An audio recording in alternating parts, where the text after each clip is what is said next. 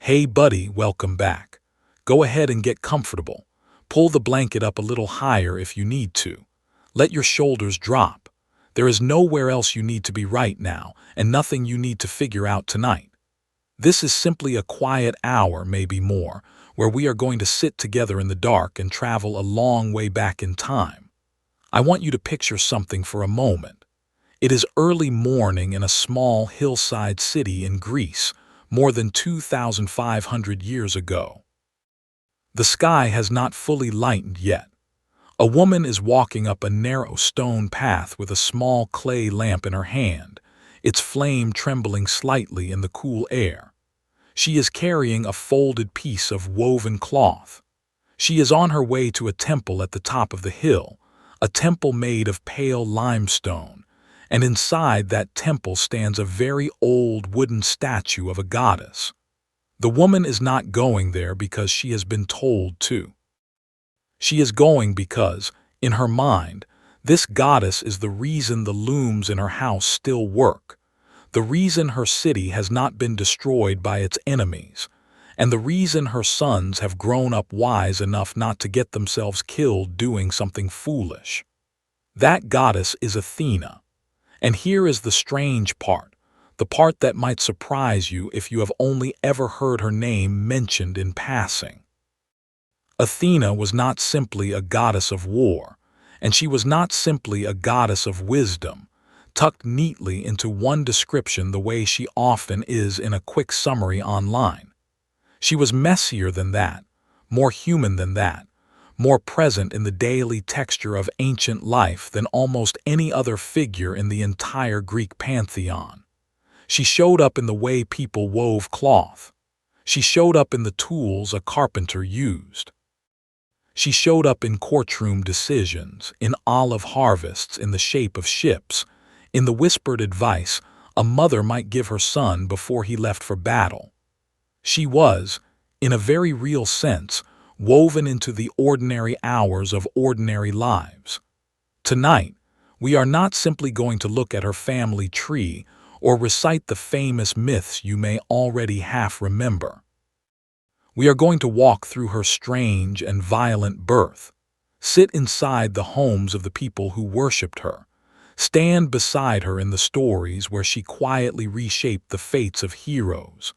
and understand why an entire civilization built its most famous building in her honor and placed it on top of the tallest hill they had. We are going to slow down enough to notice the small things, the things that rarely make it into a quick retelling, the sound of her sacred owl at dusk, the particular color of the olive tree she was said to have given the world, the peculiar way the Greeks argued that wisdom and warfare could come from the very same hands. If you enjoy these kinds of quiet, unhurried journeys into the past, you are welcome to subscribe and join us for the next one. No pressure at all. Just a door left open in case you want to come back. Maybe you are listening to this from somewhere on the east coast of the United States, late at night, with the house finally quiet. Maybe you are somewhere in California and it is still evening there. Maybe you are on the other side of the world entirely, and the sun outside your window is coming up while mine is going down. I would like to know. Tell me where you are listening from and what time it is where you are right now. And if you already know something about Athena, or you have a favorite version of one of her stories, tell me that too. I read these things, even the ones that come in long after a video has been posted. Let's go inside her story now. Not the short version. The long one, the slow one, the one where we actually take our time. A headache the size of the world to understand Athena, we have to start somewhere strange, and that somewhere is inside the head of her own father. Zeus, king of the gods, had a habit that caused him no small amount of trouble throughout Greek mythology, and that habit was falling in love, or at least falling into something resembling love, with an alarming frequency. One of the earlier objects of his attention was a goddess named Medusa, whose name in ancient Greek roughly translates to something like cunning, skill, or practical wisdom. She was not a minor figure. Medes belonged to the generation of gods called the Titans, the powerful beings who ruled the cosmos before the Olympians rose up and took their place. She had, in fact, played a critical role in helping Zeus during that very takeover, using her cleverness to help him deal with his father Cronus. Zeus and Medes became lovers, and Medes became pregnant. This should have been an unremarkable event in the sprawling and chaotic family history of the Greek gods, except for one detail that changed everything. According to the prophecy that reached Zeus, Medes was destined to bear 2 children. The first would be a daughter, remarkable in wisdom and courage. The second, should Medes ever conceive again, would be a son who would grow strong enough to overthrow his own father, just as Zeus had once overthrown his. Zeus had learned a hard lesson from his own family's violent history. His father Cronus had swallowed his children whole out of fear that one of them would replace him, a fear that turned out to be entirely justified, since it was Zeus himself who eventually defeated Cronus. Rather than repeat his father's method exactly, Zeus decided on something slightly different and, if we are honest, no less unsettling. Rather than swallow a child, he swallowed Medes herself, tricking her into shrinking small enough that he could consume her whole, absorbing both her and the unborn child inside her into his own body. For a while, that seemed to solve the problem. Medes was gone, at least from the world outside, and the threat of a son who might dethrone Zeus never had the chance to be born in any conventional sense. But Medes did not simply disappear. According to several ancient sources, she remained alive inside Zeus, continuing to offer him counsel from within, quietly influencing the king of the gods with the very wisdom that had made her so valuable in the first place. In a strange way, Zeus had not eliminated her influence at all. He had simply internalized it. Sometime later, Zeus began to suffer from an extraordinary headache. Not an ordinary headache, the kind any of us might get after a long day, but a pain so severe and so strange that even the gods around him grew alarmed. The pain grew and grew until it became unbearable, and finally, according to the most widely told version of the myth, Zeus called upon the god Hephaestus, the divine blacksmith, known for his skill with a hammer and his ability to shape metal into extraordinary objects. Zeus asked Hephaestus to split his skull open with an axe. Picture that scene for a moment, not as a cartoon or an exaggerated illustration, but as the ancient Greeks themselves might have imagined it, painted on the curved side of a pottery vase or carved into a temple frieze. The king of all gods seated, his face tense with pain that had gone on for what the myths suggest may have been days. Hephaestus standing over him, axe raised, other gods gathered around in a mixture of concern and anticipation. And then the blow falls. From the opened skull of Zeus, fully grown, fully armored, and already shouting a war cry, sprang Athena. She did not emerge as an infant. She emerged as an adult, dressed in complete battle armor, carrying a spear and shield, and letting out a cry so powerful that it was said to shake the heavens themselves. The sea trembled. Mountains and rivers responded to her arrival. Even the sun god Helios was said to have paused his chariot in the sky to watch this remarkable birth take place.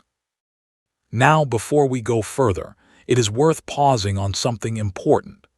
This story, as strange and violent as it sounds to modern ears, was not treated by the ancient Greeks the way we might treat a piece of fantastical fiction today. To them, this myth carried real symbolic weight. Athena's birth from the head of Zeus, rather than from a womb in any conventional sense, was understood as an expression of her essential nature. She was wisdom itself, born directly from the mind of the most powerful being in the universe, untouched by ordinary processes, arriving already mature, already armed, already capable. There is also something worth noticing in the fact that Athena effectively absorbed the identity of her mother, Medes, whose very name meant wisdom and cunning intelligence. In consuming Medes, Zeus did not destroy wisdom. He merged it with his own power, and from that merging came a daughter who represented both. Athena would go on to embody a very particular kind of intelligence throughout Greek storytelling and daily life alike, one grounded in strategy, craft, patience, and practical skill, rather than raw impulsive force. It is a strange thing to sit with, honestly. A goddess born from violence, from her father's suffering, from the swallowing of her own mother, who would go on to become one of the calmest, most measured, and most rational figures in the entire pantheon. The ancient Greeks seemed comfortable holding these contradictions together in a way that can feel unfamiliar to us now. Birth and violence intertwined, wisdom emerging from pain, a goddess of peace and civilization born through an act that sounds almost like surgery performed with a weapon.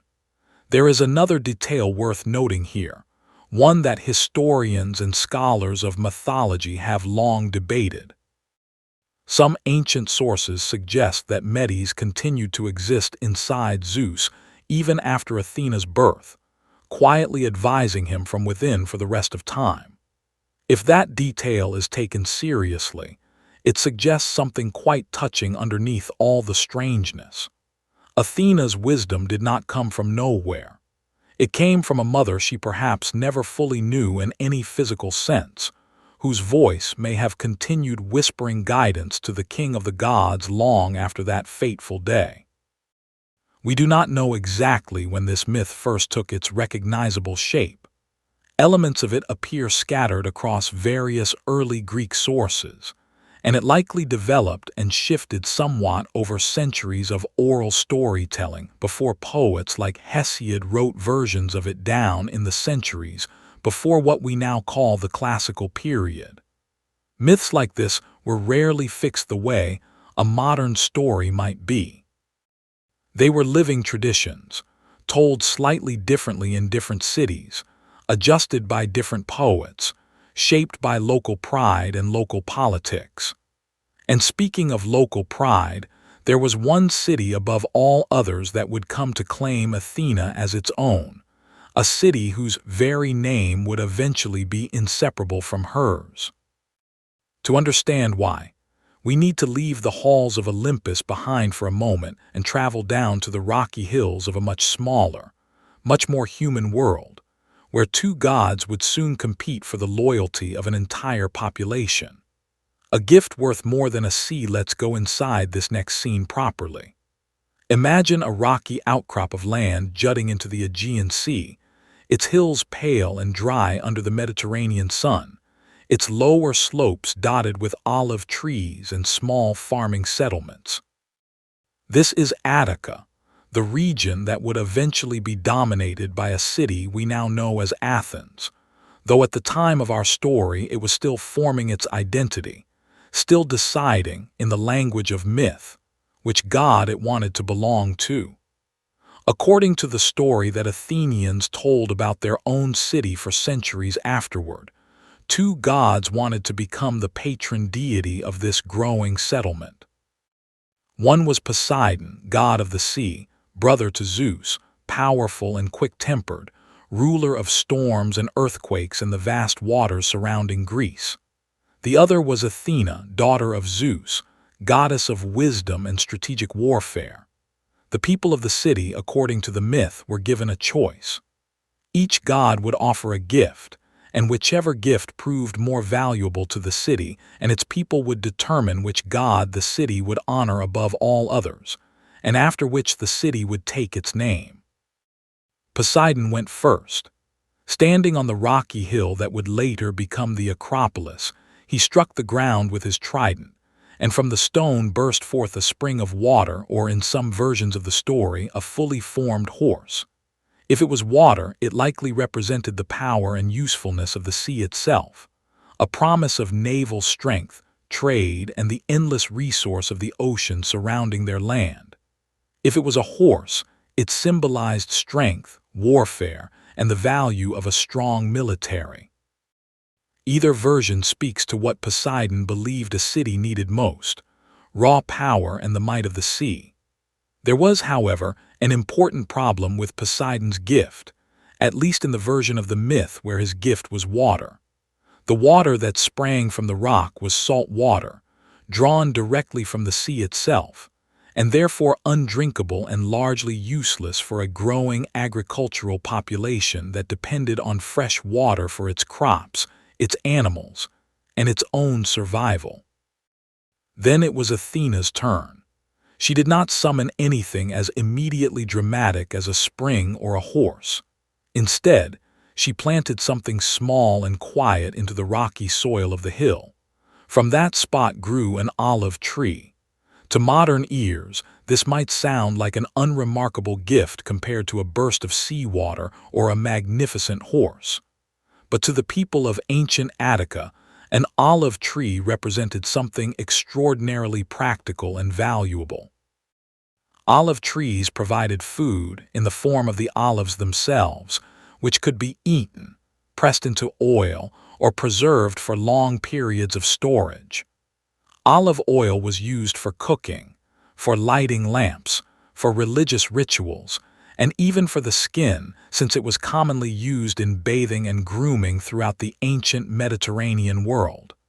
The wood of the olive tree could be used for building and for fuel. Perhaps most importantly, olive trees were remarkably hardy, capable of surviving in the same rocky, dry soil that made much of Attica poorly suited for other crops. And once established, an olive tree could live and continue to bear fruit for centuries. The people of the city, according to the myth, chose Athena's gift. They recognized that an olive tree, unglamorous as it may have first appeared, represented sustainable prosperity rather than a single dramatic burst of power. It would feed families for generations. It would support trade. It would provide light in dark homes on winter evenings. It was, in essence, a gift that kept giving quietly over a very long span of time, which mirrors quite neatly the kind of patient, practical wisdom that Athena herself represented. The city took her name, becoming Athens, and the olive tree became one of Athena's most enduring symbols throughout Greek art and religious practice, appearing constantly alongside her in painted pottery, in temple carvings, and in the coins that Athenian merchants carried in their pouches as they traveled to trade with other cities around the Mediterranean. There is a small detail here that is easy to overlook but worth pausing on. Ancient writers, including the historian Herodotus, mention that a sacred olive tree believed to be the very one Athena planted, or a direct descendant of it, stood on the Acropolis for centuries and was treated with tremendous reverence. When Athens was invaded and partially burned by Persian forces in 480 BCE, an event we will return to later in this story, the sacred olive tree was reportedly burned along with much of the city. Yet according to Herodotus, within a day, a new shoot had already grown from the burnt trunk, roughly the length of a forearm. The Athenians understood this quite literally, as a sign from Athena herself that their city, though wounded, would recover and continue. Whether that particular detail reflects an actual historical event, a natural coincidence involving the genuine resilience of olive trees, which really can regrow from damaged roots and trunks, or a story shaped after the fact to fit the needs of Athenian pride and resilience, we cannot know for certain. What we can say is that the Athenians believed it, told it, and continued planting olive trees on the same slopes for centuries afterward, and that this small story about a contest between two gods says a great deal about what the Athenians valued and how they understood their own goddess. Poseidon, of course, did not simply accept his loss gracefully. Some versions of the myth suggest that his anger at losing the contest led him to send a great flood over the plain of Attica as a form of punishment, a detail that fits neatly with his broader mythological character as a temperamental and sometimes vengeful god of the sea. Despite this tension, Athens continued to honor both deities in different ways throughout its history, worshipping Poseidon as an important maritime god given the city's later dependence on naval power, while reserving its deepest civic devotion for Athena. This myth of the contest, retold in temples, in poetry, and eventually carved directly into the western pediment of the Parthenon itself, which we will spend more time with later in our journey, served an important cultural purpose beyond simple storytelling. It gave the Athenians a founding story that explained who they were and what they valued. They were not, according to this myth, a people who prized violent power above all else. They were a people who prized patience, cultivation, practical wisdom, and the kind of prosperity that grows slowly and endures across generations, much like the olive trees that still cover the hills of Greece to this day. But before we walk further into the streets of Athens itself, there is another side of Athena that deserves our attention, a side that might seem, at first glance, to contradict everything we have just discussed. Because Athena, despite being celebrated as a goddess of peaceful wisdom and civic prosperity, was also unmistakably a goddess of war. To understand how these two identities fit together in the ancient Greek mind, we need to sit for a while with the difference between two kinds of warfare and two very different gods who represented them. Wisdom in armor. If you asked an ordinary person in ancient Athens to picture their goddess, they would very likely picture her exactly as she emerged from the head of Zeus, fully armored, helmet on her head, spear in one hand, shield in the other. This was her most common and most recognizable form throughout Greek art, sculpture, and religious depiction. Yet this same goddess was also, somewhat paradoxically to modern eyes, one of the most consistent voices for restraint, strategy, and careful thought found anywhere in Greek mythology. The key to understanding this apparent contradiction lies in a distinction the ancient Greeks themselves drew quite clearly between Athena and another god of war entirely, a rougher and far less admired figure named Ares. Ares represented war in its most chaotic and brutal form. He embodied bloodlust, the raw violence of combat, the fury and disorder of battle without any particular concern for strategy, justice, or outcome. Interestingly, Ares was not a particularly beloved god among the Greeks, despite representing something as central to their world as warfare itself. In Homer's Iliad, even Zeus himself is recorded as expressing dislike for Ares, calling him hateful among the gods, a being who enjoyed strife and combat purely for their own sake. Athena represented something almost entirely opposite, despite being equally associated with warfare. She represented strategic warfare, the kind of combat that involved careful planning, disciplined formations, clever tactics, and a clear sense of purpose and justice behind the fighting.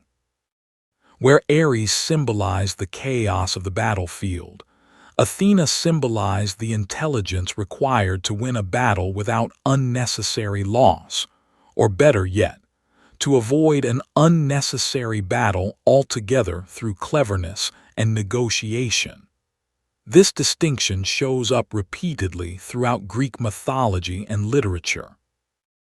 In the Iliad, Athena frequently intervenes not simply to help the Greek forces fight harder, but to help them fight smarter, often restraining the impulsive anger of individual heroes when that anger threatens to cause disaster. In one particularly famous scene early in the epic, when the great warrior Achilles is on the verge of drawing his sword against Agamemnon, the leader of the Greek forces, in a fit of furious anger during a dispute in front of the entire army, it is Athena who appears, invisible to everyone but Achilles himself, and physically restrains him by pulling his hair,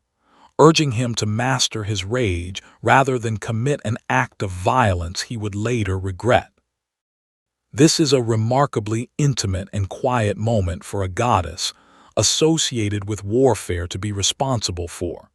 She is not encouraging more fighting. She is preventing a rash and destructive act, protecting Achilles not through brute strength, but through timely intervention and calm counsel, even if that counsel arrives through the surprisingly physical method of grabbing him by the hair. There is another aspect of Athena's connection to warfare that deserves attention here, and that is her role as a protector of cities,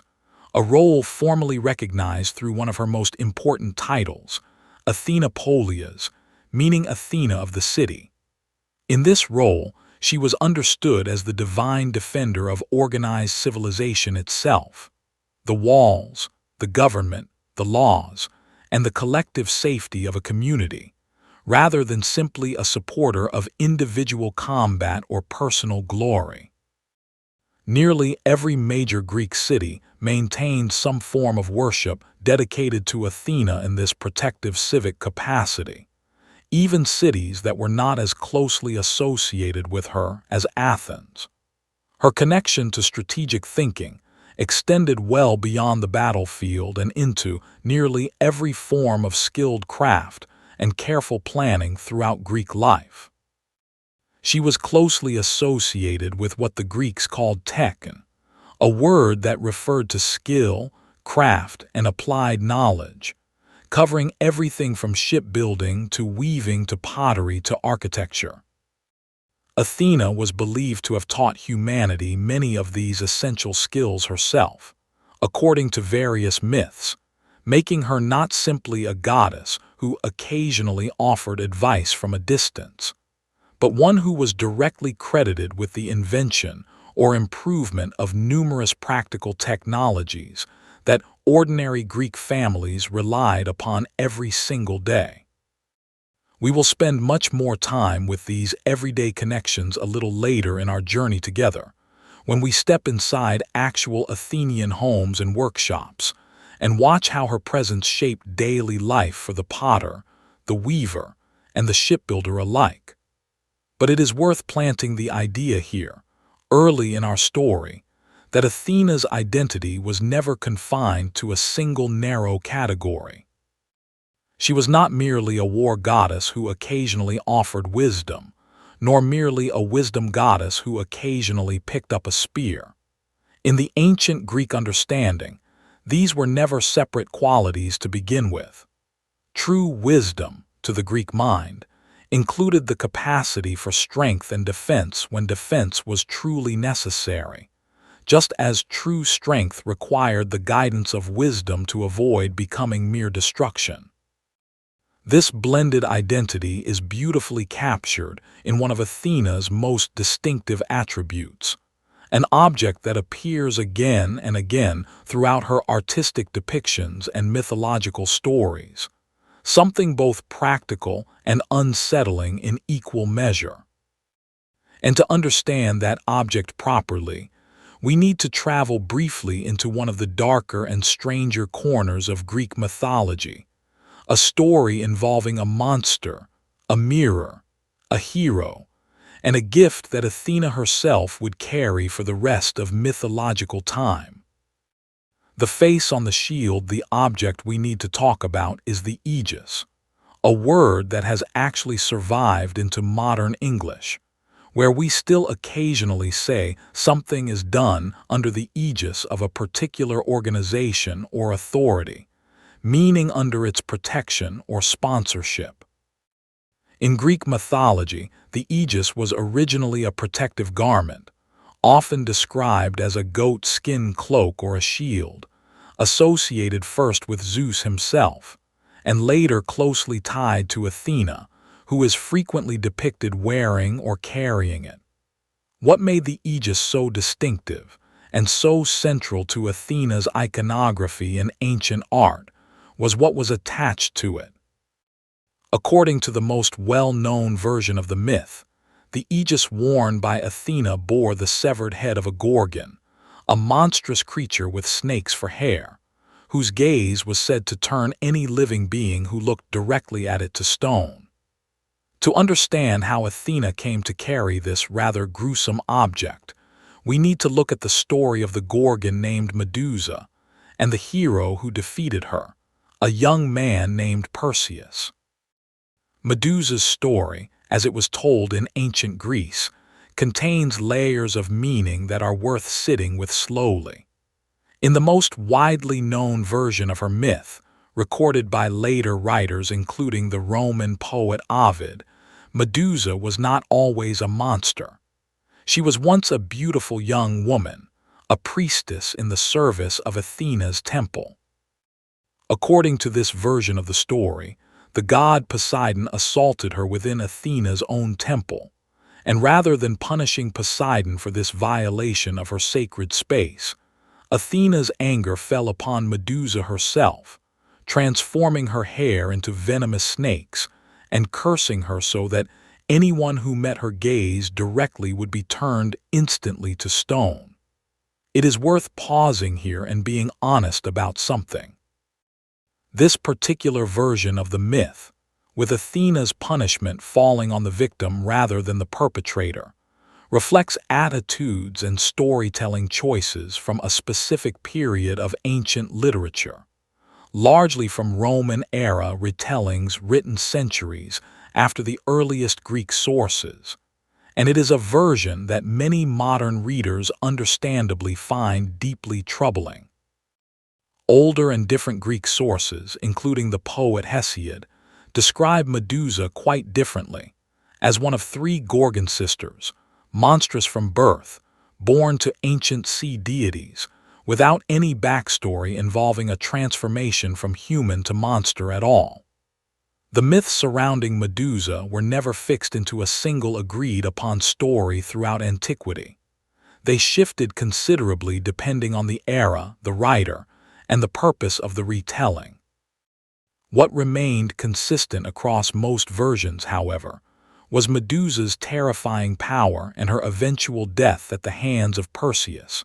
a hero who was sent to retrieve her head as an impossible task assigned to him by a king who hoped the mission would get rid of him permanently. Athena played a crucial and direct role in helping Perseus succeed in this dangerous quest, regardless of which version of Medusa's earlier story one chooses to follow. She provided Perseus with a highly polished bronze shield, and she instructed him to use its reflective surface to view Medusa indirectly, rather than looking at her directly and risking instant petrification. This is one of the clearest and most memorable examples throughout all of Greek mythology of Athena's particular style of assistance. She rarely simply defeats a monster or an enemy on behalf of a hero through brute divine force. Instead, she provides the clever solution, the strategic workaround, the tool that allows a mortal to succeed through intelligence rather than raw power alone. Using the shield as a mirror, Perseus was able to approach Medusa while she slept, guided by his own careful movements and Athena's earlier guidance, and successfully beheaded her without ever looking directly into her eyes. From Medusa's severed neck, according to the myth, sprang two beings, the winged horse Pegasus and a warrior named Chrysaor, both said to have been fathered by Poseidon during the earlier encounter with Medusa. Perseus carried Medusa's head away from the scene inside a special bag, and later, according to various versions of his continuing story, used its petrifying power against several of his own enemies before eventually presenting the head to Athena as a gift. Athena is said to have placed the head onto her Aegis, transforming what had been a source of terror and monstrous power into a permanent defensive symbol of her own protection, a warning to any enemy who might consider challenging her. There is something quite fitting, in a mythological sense, about this particular object becoming one of Athena's core symbols. It represents danger transformed into protection, chaos contained and made useful, a monster's power repurposed in service of order and defense rather than destruction. This mirrors, in a strange visual way, the same underlying philosophy we discussed regarding Athena's approach to warfare more broadly. Raw, uncontrolled power, whether it belongs to a war god like Ares or a monster like Medusa, is dangerous and destructive on its own. But that same power, properly understood, contained, and directed with intelligence, can become something protective and orderly instead. Ancient depictions of Athena across sculpture, pottery, and temple carving show her wearing the Aegis with remarkable consistency across centuries and across different regions of the Greek world, suggesting that this particular symbol held deep and lasting meaning for how the Greeks understood her role as both a warrior and a protector. It's worth noting here, since we are spending time with Medusa's story, that Perseus and his adventures connect to several other important threads running through Greek mythology, including his later rescue of a princess named Andromeda and his eventual founding of the city of Mycenae,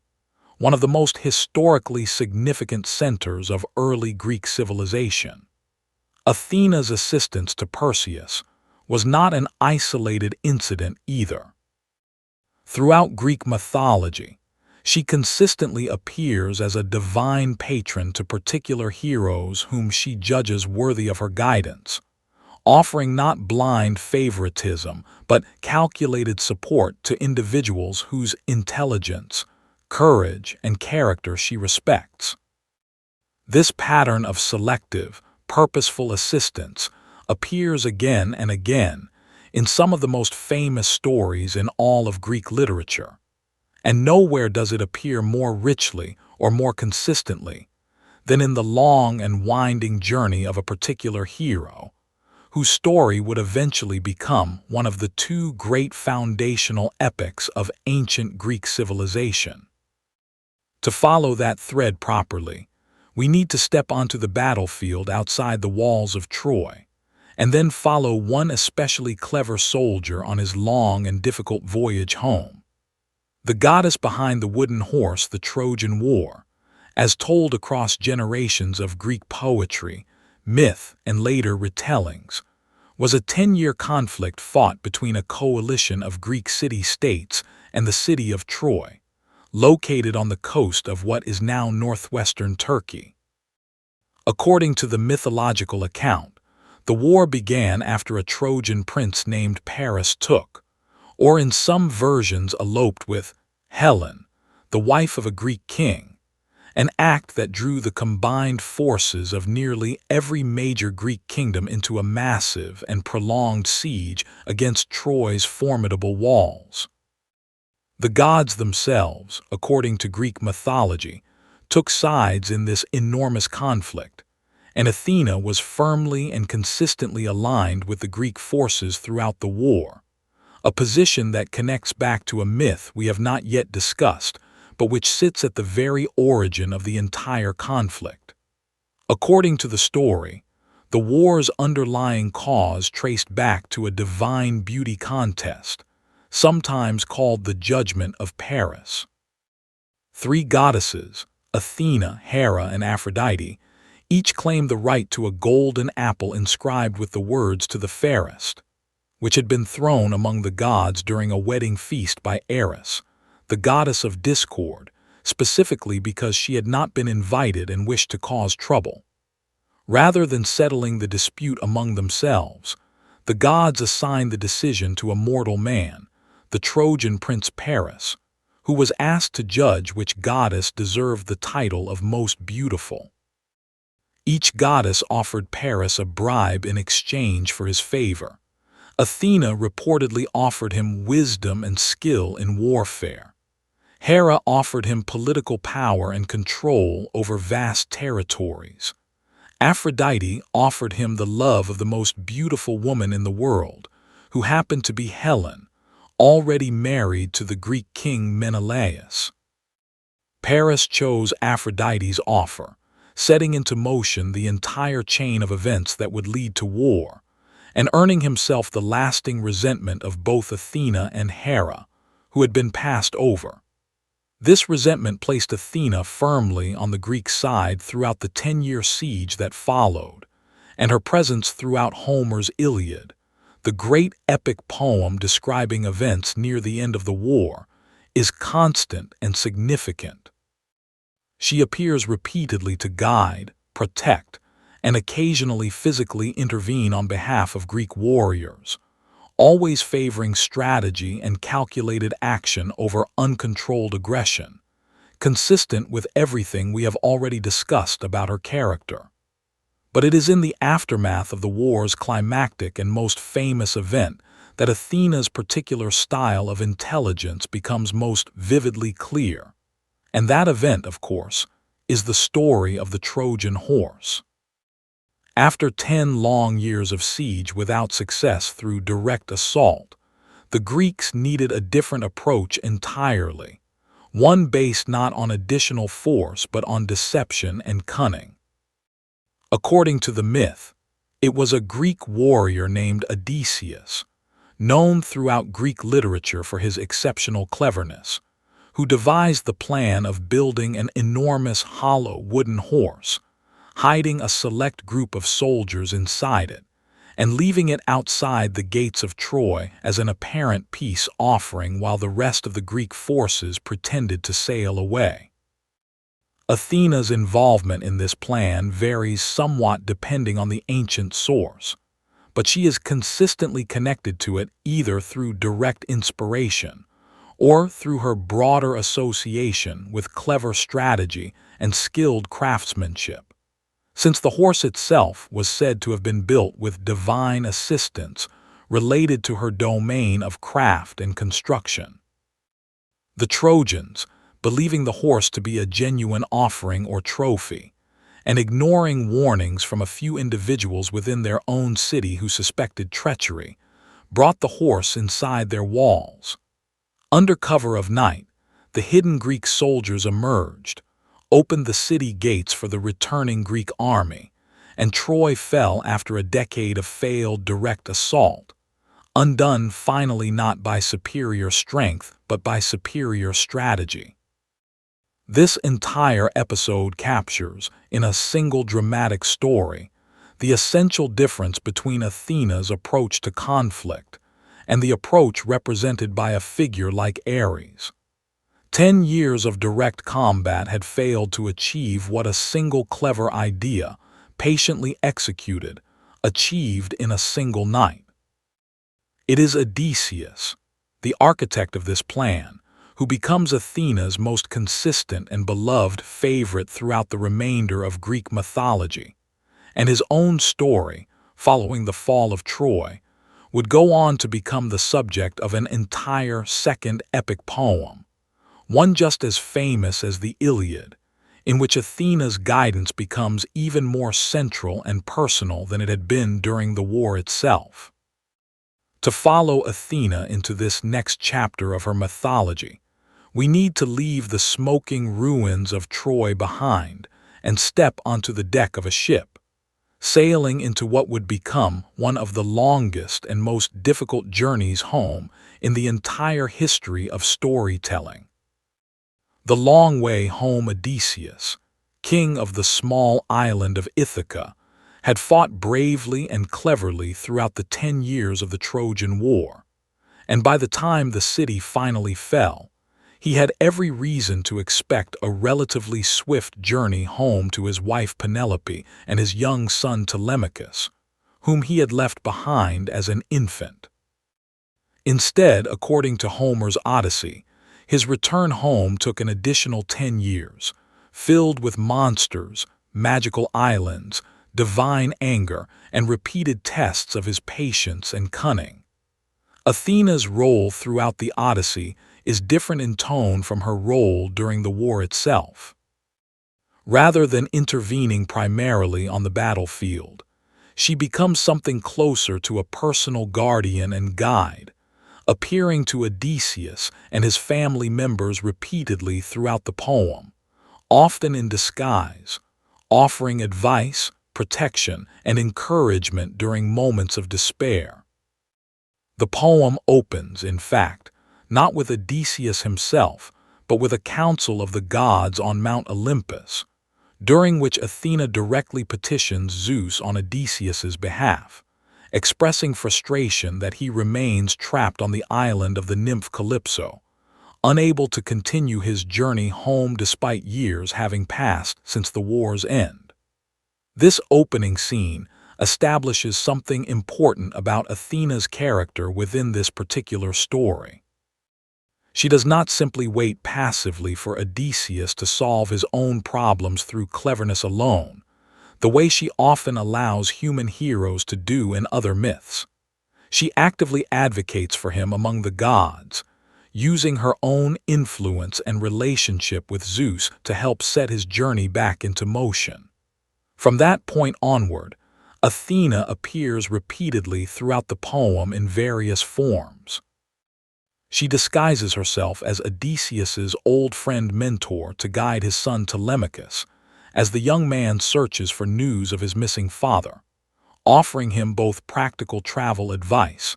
and emotional encouragement during a difficult and uncertain period of his young life. This particular guise gave rise to a word still used in English today, since a mentor now refers to any trusted advisor or guide, a linguistic legacy directly traceable back to this ancient story. When Odysseus finally does make it back toward Ithaca after his long journey, Athena appears to him directly, disguising his appearance as an old beggar so that he can enter his own home unrecognized and assess the dangerous situation that has developed in his absence. During his 10 years away, a large group of suitors had taken up residence in his household, competing for Penelope's hand in marriage, consuming his household's resources, and behaving with increasing arrogance and disrespect, believing Odysseus to be dead. Rather than simply destroying these suitors through overwhelming divine force, which would have been an option available to a goddess of her power, Athena instead helps Odysseus gather information, disguise his intentions, and plan a careful strategy for reclaiming his household, culminating in a dramatic contest involving Odysseus's own bow, which only he possesses the strength and skill to properly string and fire. This entire sequence, stretching across a significant portion of the poem's second half, reflects once again Athena's consistent preference throughout Greek mythology for patient strategy over immediate brute force, even when brute force might have accomplished the same result more quickly. There is a particularly touching moment near the poem's conclusion, after Odysseus has finally reclaimed his household and reunited with his wife and elderly father, when Athena intervenes one final time to help broker peace between Odysseus and the grieving families of the suitors he has killed, preventing what might otherwise have become an endless cycle of retaliatory violence within the small community of Ithaca. This final intervention reflects yet another important aspect of her character that runs throughout Greek mythology, her consistent role not simply as a supporter of victory in conflict, but as a force working toward eventual stability and order once conflict has run its necessary course. The relationship between Athena and Odysseus, taken as a whole across both epic poems, represents one of the richest and most fully developed relationships between a Greek god and a mortal found anywhere in ancient literature. It is worth noting that ancient audiences listening to these poems, likely recited aloud over the course of multiple evenings by traveling poets or performers, would have understood this relationship not simply as a sequence of individual magical interventions, but as an ongoing partnership built on mutual respect. Since Odysseus is consistently praised throughout both poems specifically for possessing qualities that mirror Athena's own: cleverness, patience, adaptability, and a willingness to use his mind rather than relying solely on strength. We should pause here and ask an honest question about all of this storytelling, since it connects to something important about how we should understand these myths generally. Were the ancient Greeks who listened to these stories, whether performed by traveling bards in the era before written literature became widespread, or later read from written scrolls in the homes of educated citizens, meant to believe these events had literally occurred exactly as described? The honest answer offered by most historians of ancient religion is complicated. Many ancient Greeks likely understood these stories with a mixture of religious sincerity and literary appreciation that does not map neatly onto modern categories of belief versus fiction. The gods were understood to be real, powerful forces genuinely present in the world and in human affairs, but the specific narrative details of any individual myth, particularly the more fantastical elements like a wooden horse's carpentry being divinely assisted, could be treated with considerably more narrative flexibility, varying from poet to poet and city to city, without undermining the underlying religious reality that Athena, Zeus, Poseidon, and the rest of the pantheon genuinely governed the fates of gods and mortals alike. This distinction matters because it helps explain why the myths we have covered so far, and the ones still ahead of us tonight, could exist in multiple, sometimes contradictory versions across ancient sources, without causing any particular crisis of faith among the people who told and believed in them. Athena's story, like most Greek mythology, was never a single fixed text the way a modern reader might expect. It was a living, evolving tradition, shaped by centuries of retelling. Now that we have followed Athena through some of her most famous mythological appearances, let's shift our attention away from epic poetry and heroic quests entirely, and step instead into something much smaller, much quieter, and in many ways much more revealing about how ordinary ancient Greeks actually understood and related to this particular goddess in their everyday lives. Let's go inside an ordinary Athenian home.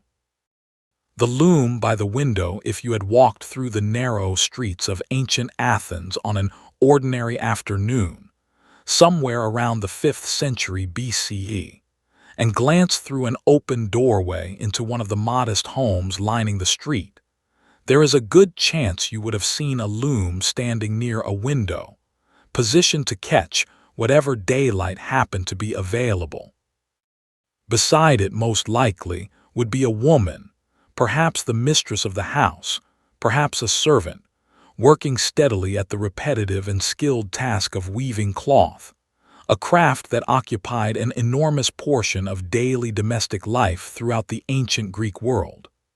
This scene, ordinary as it might seem, connects directly back to Athena, since weaving was one of her most closely associated domains,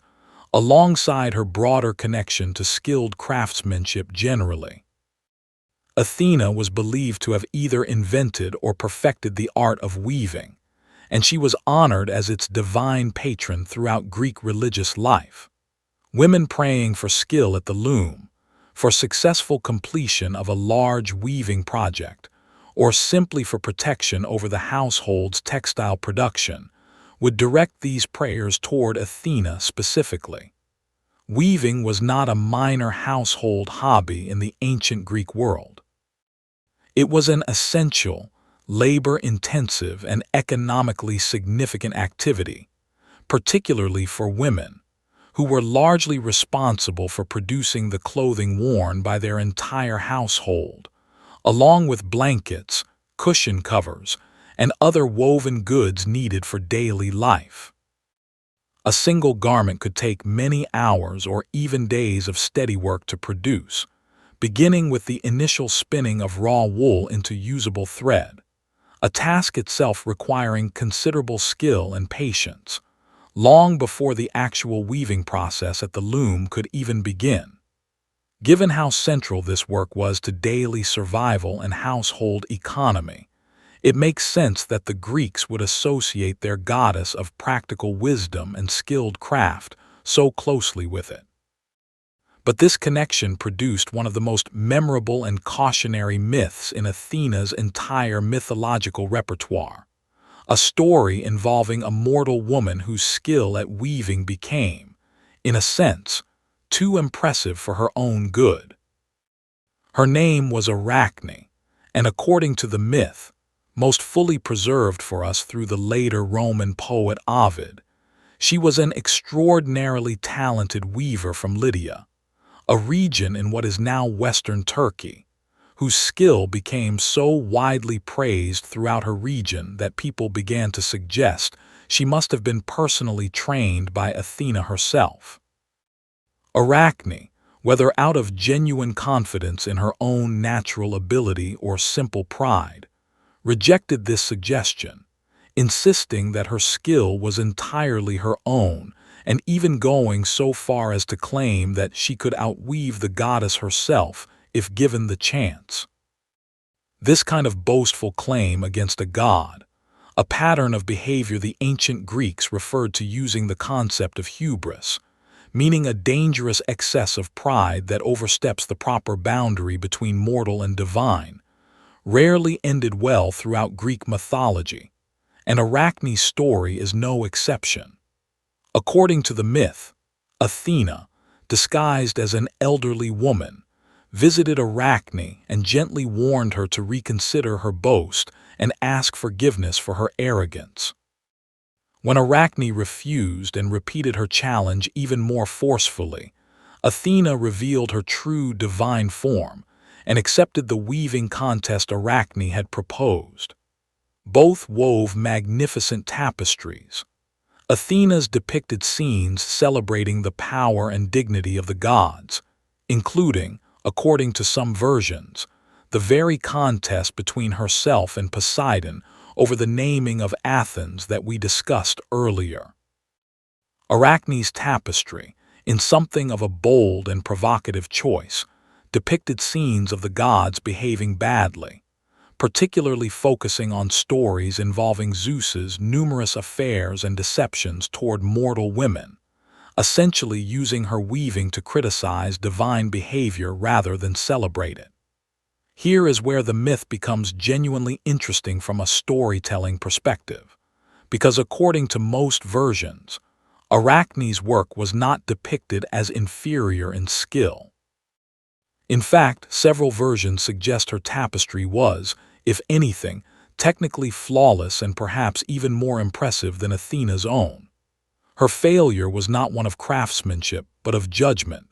choosing to use her extraordinary talent to mock the very gods she should have honored, compounding her original arrogance with an act of open disrespect. Enraged, Athena destroyed Arachne's tapestry and loom, and Arachne, overcome with shame and fear, attempted to end her own life. Athena, in a final act that mythologists often interpret as containing both punishment and a strange form of mercy, transformed Arachne into a spider, condemning her to weave for eternity, but also, in a sense, preserving her extraordinary talent in a new and permanent form. The word arachnid, still used today across every branch of biological classification to describe spiders and their relatives, traces its origin directly back to this ancient myth. There is a lot happening beneath the surface of this particular story, and it rewards a moment of quiet reflection. On one level, It functions as a straightforward cautionary tale about the dangers of pride and the importance of showing proper respect toward forces greater than oneself, a very common theme throughout Greek mythology generally. On another level, it reveals something specific about how the Greeks understood the relationship between mortal skill and divine inspiration, treating exceptional human ability as something that ultimately flows from and remains connected to the gods, rather than existing as a purely independent human achievement, however impressive that achievement might be. It is also worth noting, before we move on, that ordinary Athenian women weaving in their own homes throughout the year were not thinking primarily about Arachne's cautionary fate as they worked. They were far more likely focused on completing an enormous and important annual project, one directly connected to Athena's worship on a citywide scale, a massive robe that the entire community collaborated to produce, and which played a central role in one of the largest and most significant religious festivals in the entire Athenian calendar. To understand that festival properly, and the robe at the center of it,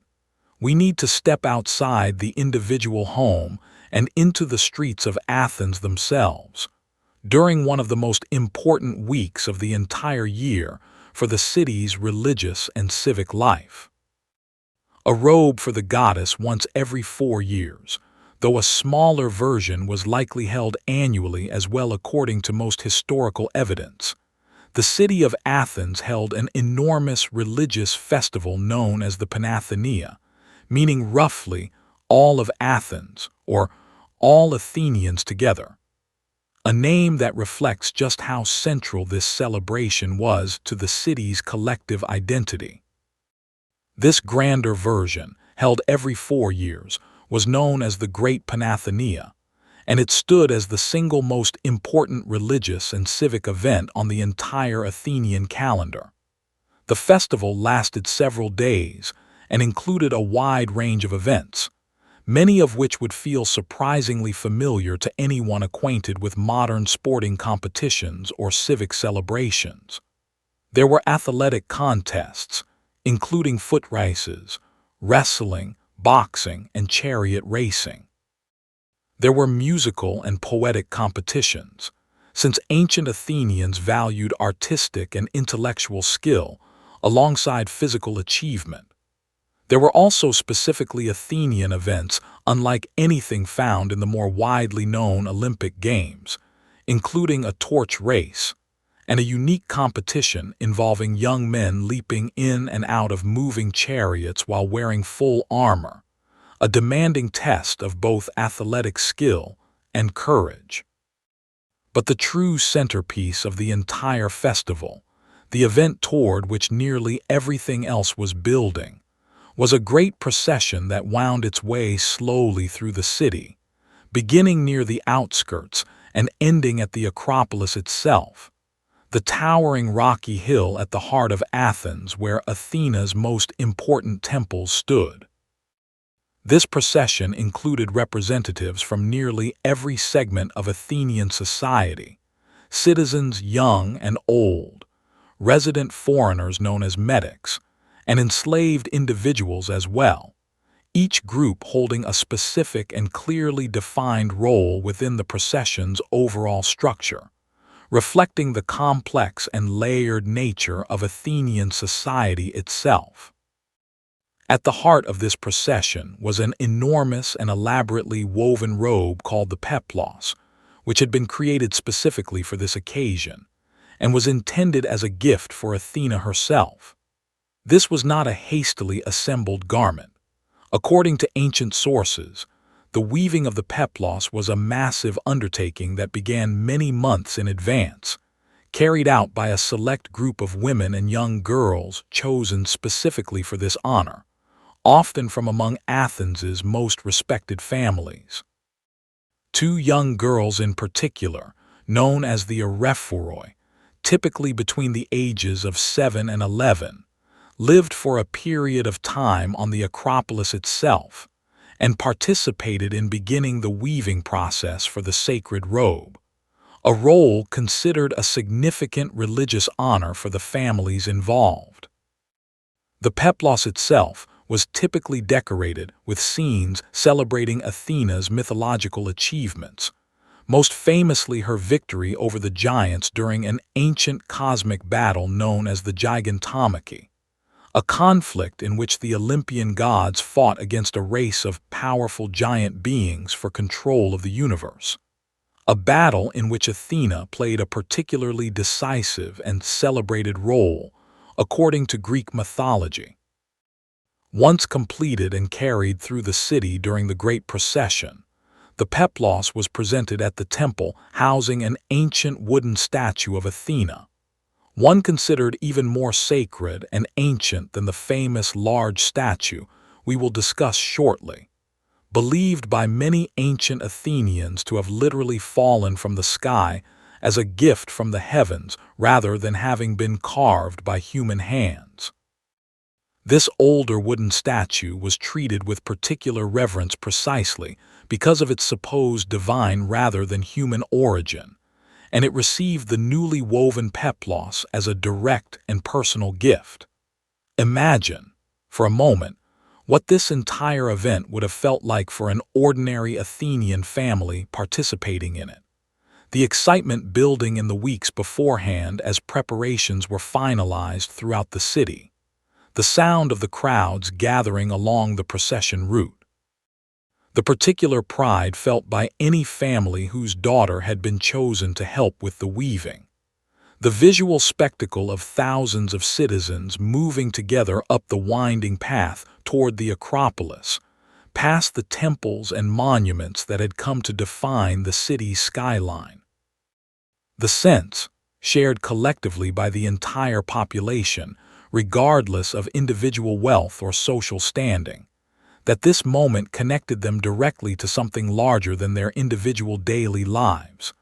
a shared devotion to the goddess who had chosen their city so many generations before. This festival also served practical political and social purposes beyond its purely religious dimension, a pattern quite common throughout ancient religious practice generally. It reinforced Athenian civic identity and cohesion during a period when the city was expanding its influence and power considerably throughout the Greek world, and it provided an opportunity for Athens to display its wealth, culture, and religious devotion to visitors and representatives from allied and rival cities alike who might be present during the celebrations. The Panathenaic festival also gave rise to a distinctive and historically significant category of decorated pottery, known today as Panathenaic amphorae, large ceramic vessels filled with olive oil, produced specifically to be awarded as prizes to victors in the athletic competitions held during the festival. These amphorae were decorated on one side with an image of Athena herself, typically shown in her full armored form, and on the other side with an image representing whichever specific athletic event the vessel had been awarded for. Thousands of these vessels were produced across the centuries the festival was held, and a considerable number survive today in museum collections around the world, offering modern historians a remarkably direct and tangible connection to this ancient celebration, since we can literally hold, or at least view, objects that once traveled home with actual victorious Athenian athletes more than 2,000 years ago. There is something worth sitting with here, in this quiet space between the grand civic spectacle of the festival and the smaller, more private act of individual women weaving cloth in their own homes throughout the year. Both activities, the enormous public celebration and the quiet domestic labor, connected back to the same underlying goddess and the same underlying values: skill, patience, careful and sustained effort, and a belief that even the smallest and most repetitive daily tasks carried a kind of sacred dignity when performed well. This was, in many ways, the essence of how ordinary Athenians related to Athena throughout their daily lives, not simply through occasional grand festivals, but through countless small moments of careful, competent work performed throughout an ordinary week. Speaking of grand structures connected to Athena's worship, it is time now to turn our attention to the single most famous building associated with her entire mythology, a structure whose ruins still stand today on the same rocky hill where the contest between Athena and Poseidon was said to have taken place so many centuries earlier. The hill above the city, the Acropolis of Athens, rises sharply above the surrounding city,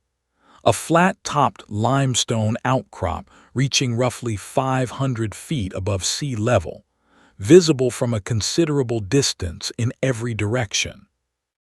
For thousands of years before the buildings most familiar to us today were ever constructed,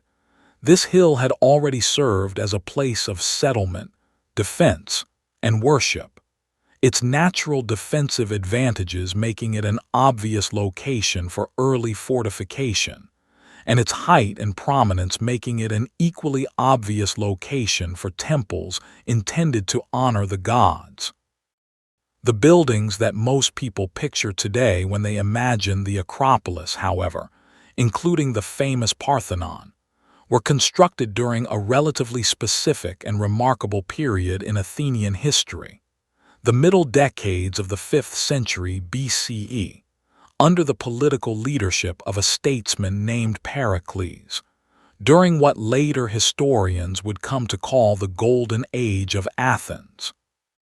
This period followed a series of dramatic and dangerous events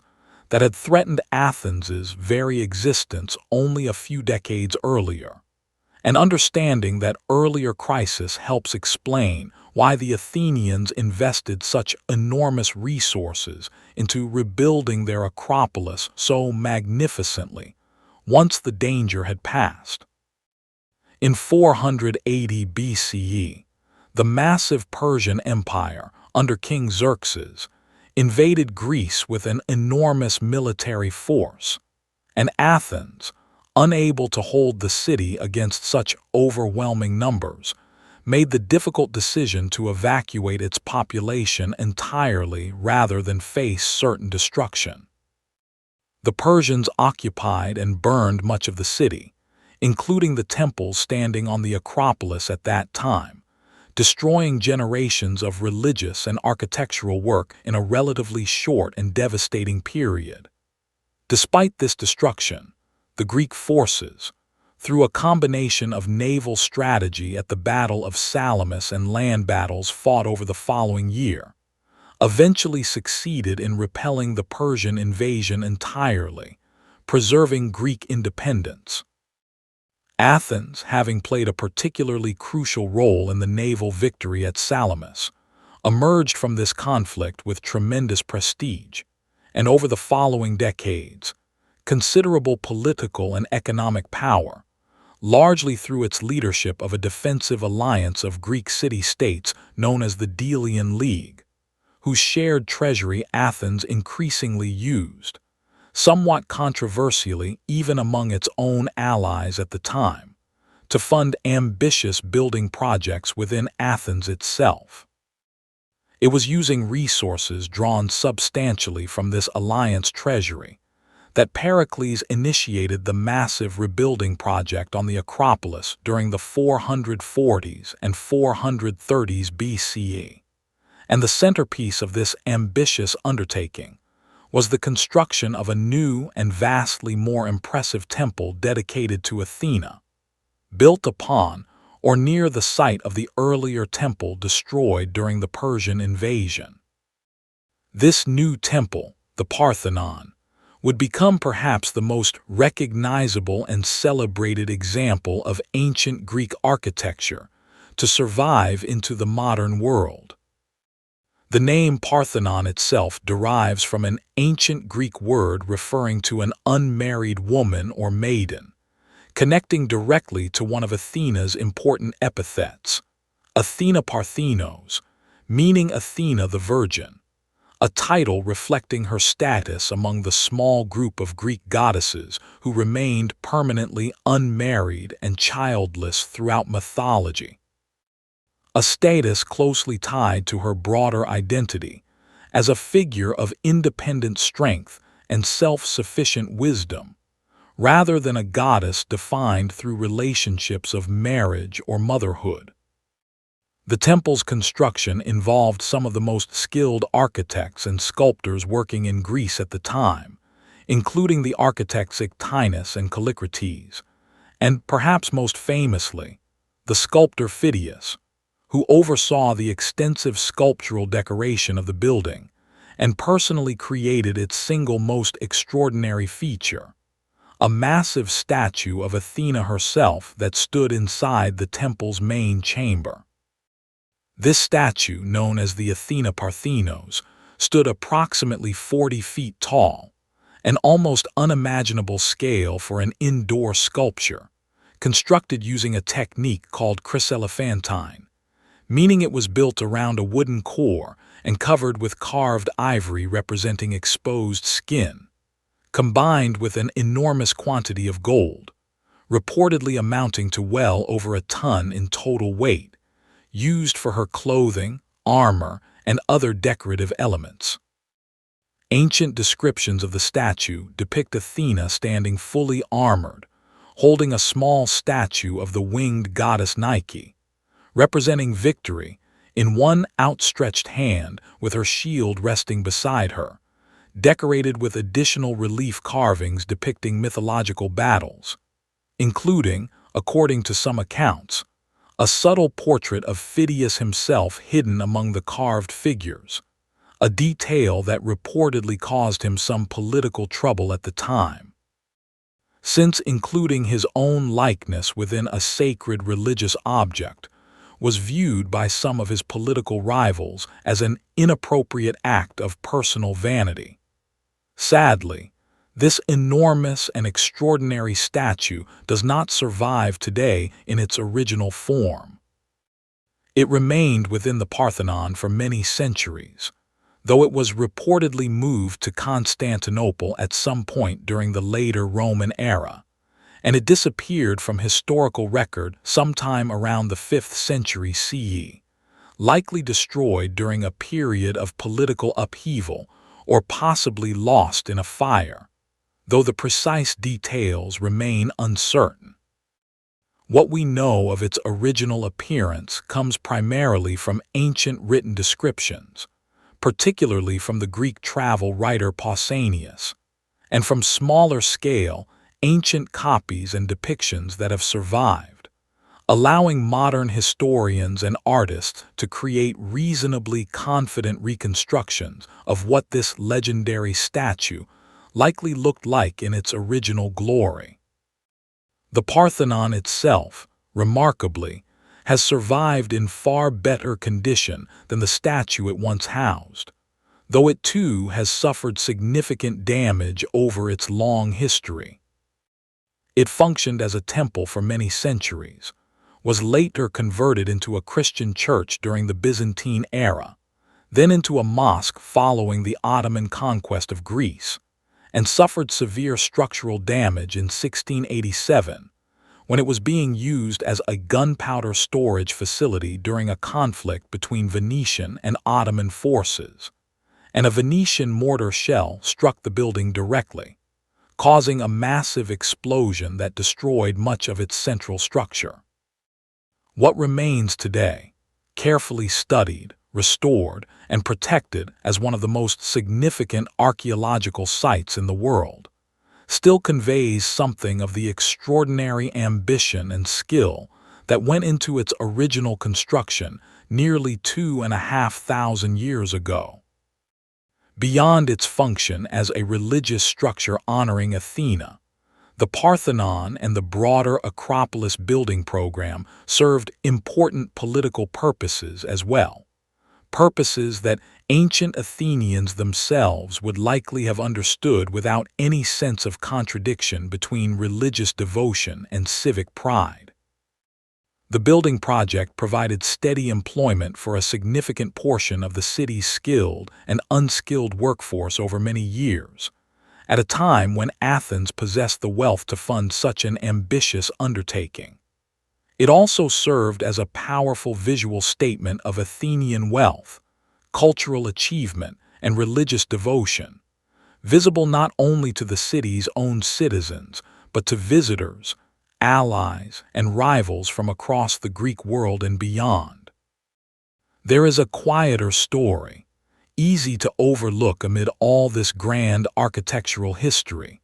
about the ordinary workers who actually built the Parthenon and its surrounding structures over the roughly 15 years of active construction. Detailed building accounts, some of which survive today inscribed on stone tablets, record payments made to a wide range of workers, including skilled stonemasons, sculptors, carpenters, and metalworkers,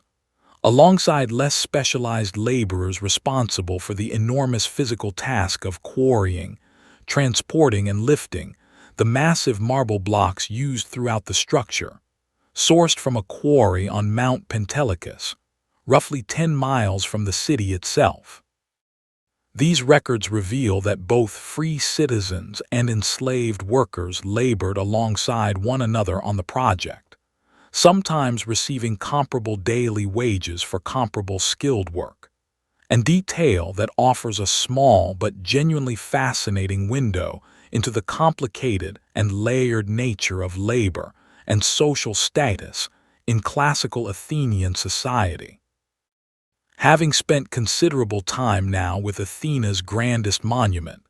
let's return once more to the more personal and human side of her mythology, because there remains one more important story connecting her directly to the very origins of Athens itself, a story involving a child she never bore but nonetheless raised, in a manner of speaking, as her own. A child born from the earth, the story of Erichthonius, is one of the stranger tales connected to Athena, and it sits at the very foundation of Athenian mythology regarding the city's earliest kings and its own ancient origins. According to this myth, the god Hephaestus, the same skilled blacksmith who had once split Zeus's skull to allow Athena's birth, developed an attraction toward Athena herself, and attempted to pursue her romantically. Athena, who as we have discussed remained committed to her identity as a perpetually unmarried and independent goddess, rejected his advances and fled from him. During this pursuit, according to the myth, Hephaestus's release of semen accidentally landed on Athena's leg during the struggle, and Athena, disgusted, wiped it away using a piece of wool and threw it to the ground. From this contact with the earth, the goddess Gaia, representing the earth itself, became pregnant and eventually gave birth to a child. This child was Erichthonius, born not from Athena directly, but from the earth as a consequence of the encounter between her and Hephaestus.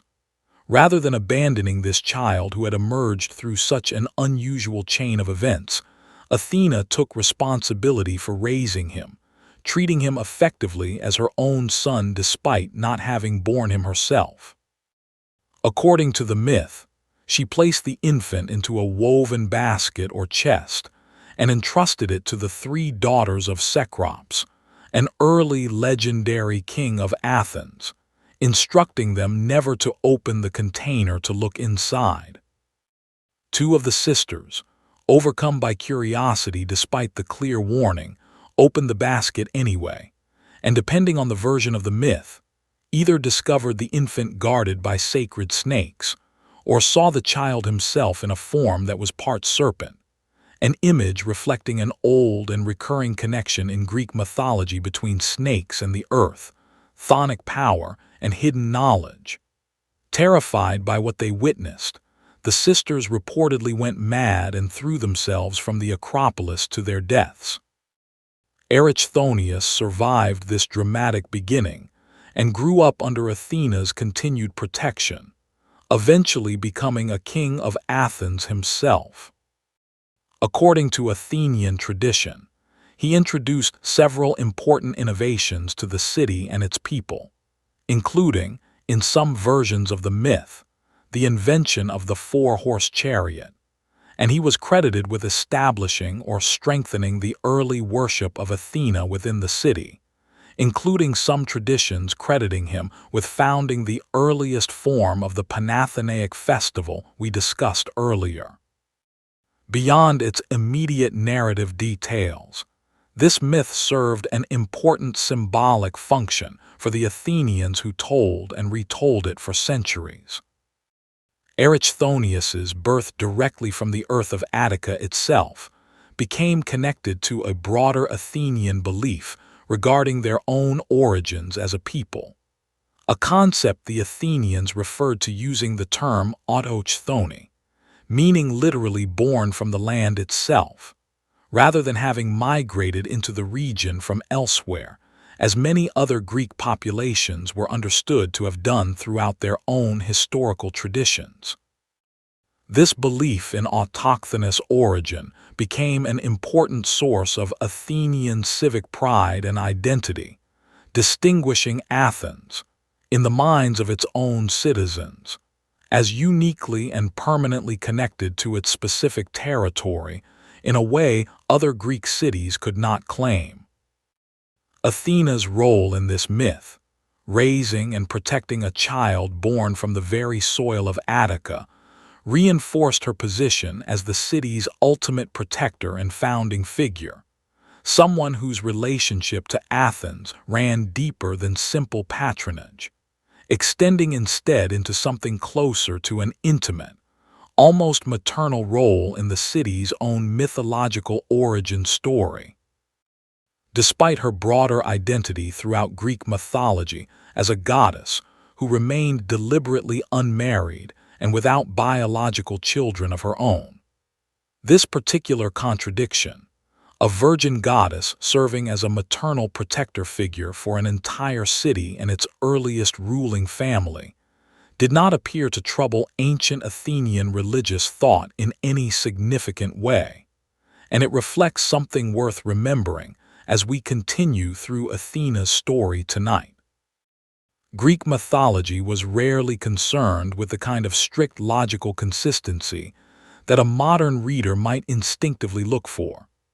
Athena could be simultaneously a fierce armored warrior and a patient patron of peaceful craft, a virgin goddess and a maternal city protector, a supporter of clever deception in warfare, and a champion of justice and order in civic life. These apparent contradictions coexisted comfortably within the larger, more flexible framework of ancient Greek religious imagination, each aspect of her character emerging as relevant within whatever particular story or context called for it. Having now covered several of the central myths connecting Athena to the city of Athens itself, let's turn our attention towards something a little different: the actual daily texture of childhood and education within the city that bore her name, since Athena's influence extended significantly into how Athenian children, particularly boys being prepared for eventual citizenship, were raised and taught throughout their early years. Growing up under her gaze in an ordinary Athenian household during the classical period, roughly the 5th and 4th centuries BCE, the experience of childhood varied considerably depending on a family's wealth, social status, and whether a child was born a boy or a girl, a distinction that shaped nearly every aspect of daily Athenian life far more significantly than most modern audiences might initially assume. Boys born into citizen families were generally expected to eventually take on the responsibilities of Athenian citizenship, which included participation in civic and religious life, military service when required, and, For wealthier families, potential involvement in political governance through the city's democratic institutions. Girls, by contrast, were generally raised with an eye toward eventual marriage and household management, receiving considerably less formal education outside the home, though this varied somewhat by family and individual circumstance, and religious education and participation in certain rituals, including specific roles within festivals honoring Athena, remained an important part of many girls' upbringing regardless of their more limited access to formal schooling. For boys from families with sufficient means, education typically began around the age of 7, when a young boy would begin attending lessons, often accompanied by an enslaved household member known as a pedagogos, whose responsibility was to escort the child safely to and from his lessons and oversee his general behavior and manners throughout the day. These early lessons typically covered basic literacy and numeracy, alongside music, since the ability to sing and play an instrument such as the lyre was considered an important part of a well-rounded education for a young citizen. As boys grew older, physical education became increasingly important as well, conducted at facilities called gymnasia,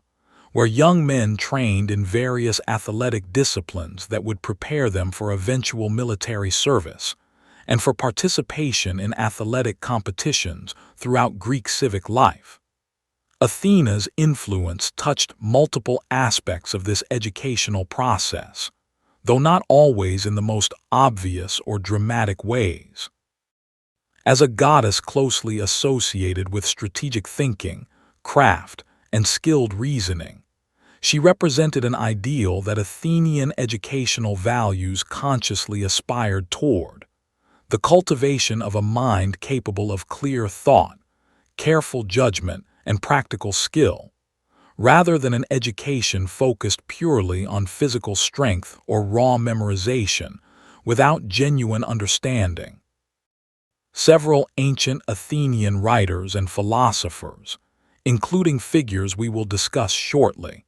explicitly connected their broader intellectual and philosophical pursuits to Athena's patronage of wisdom,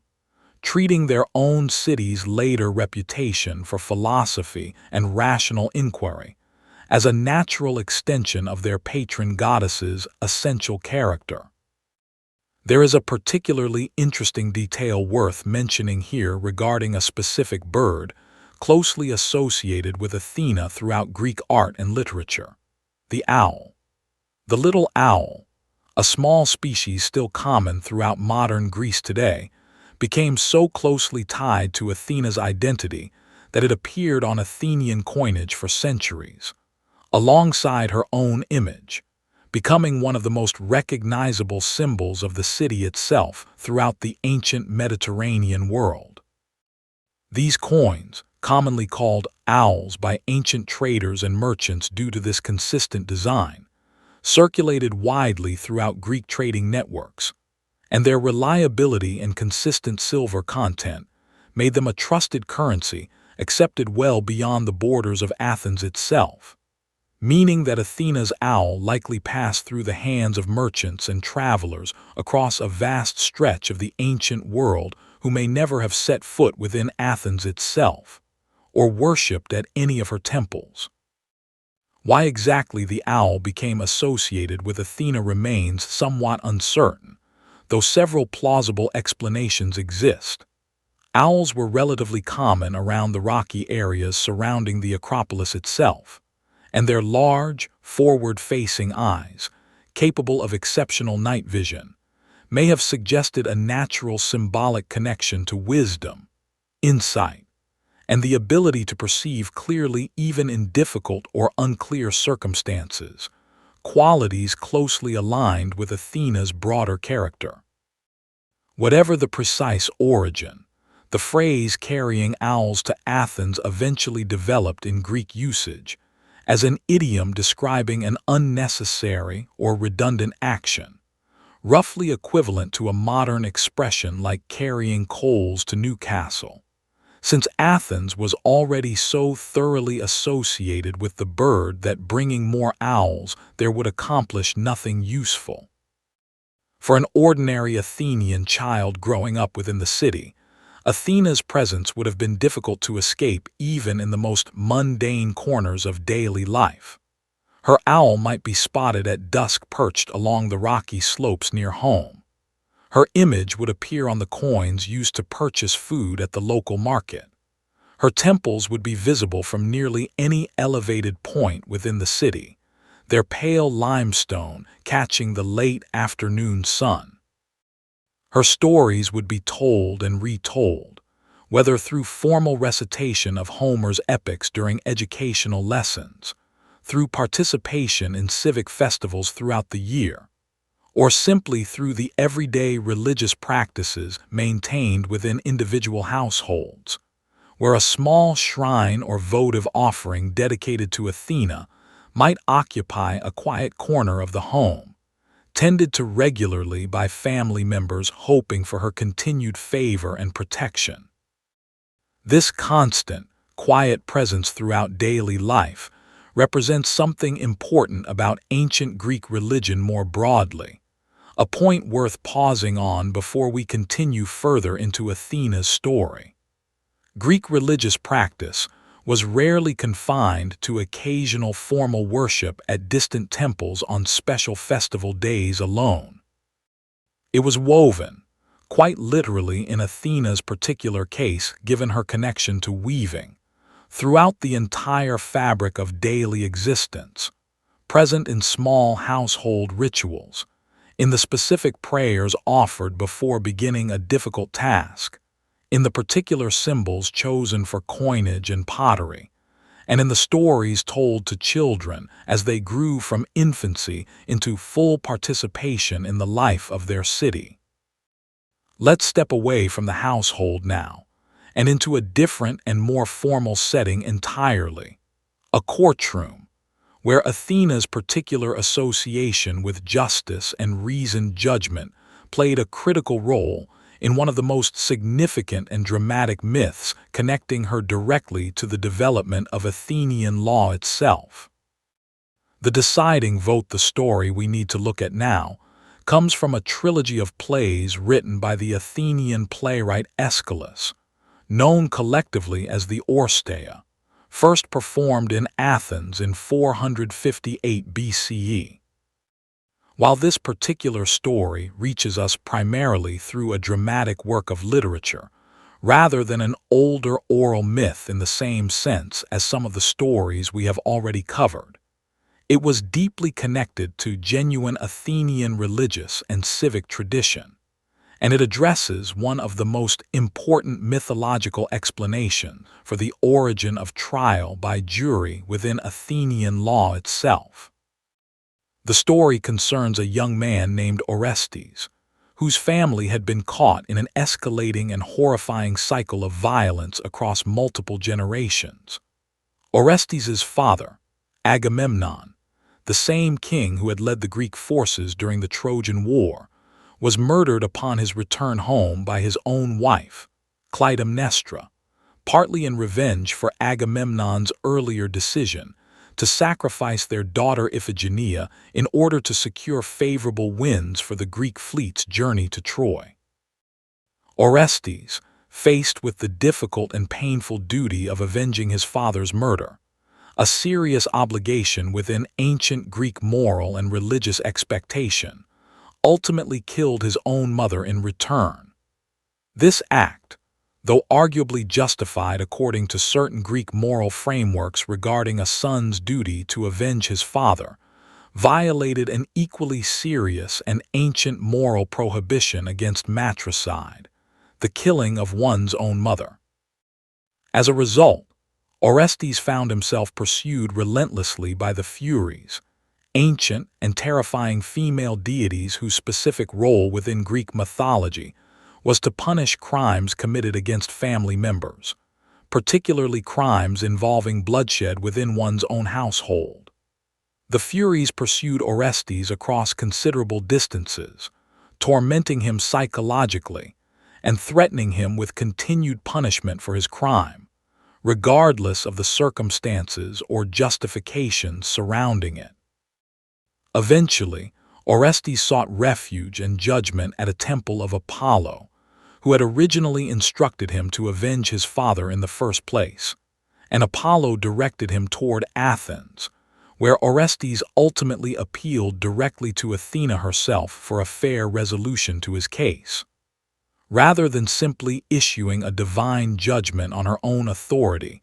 Athena made a remarkable and historically significant decision. She established a formal court, made up of a jury of Athenian citizens,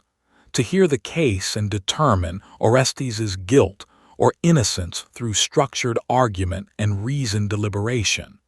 rather than through the older tradition of relentless personal vengeance carried out across generations, the very cycle that had already consumed Orestes' own family. This court, according to the myth, became known as the Areopagus, named after the rocky hill near the Acropolis where it convened, and it would go on to become one of the most important actual judicial and political institutions within real historical Athenian government,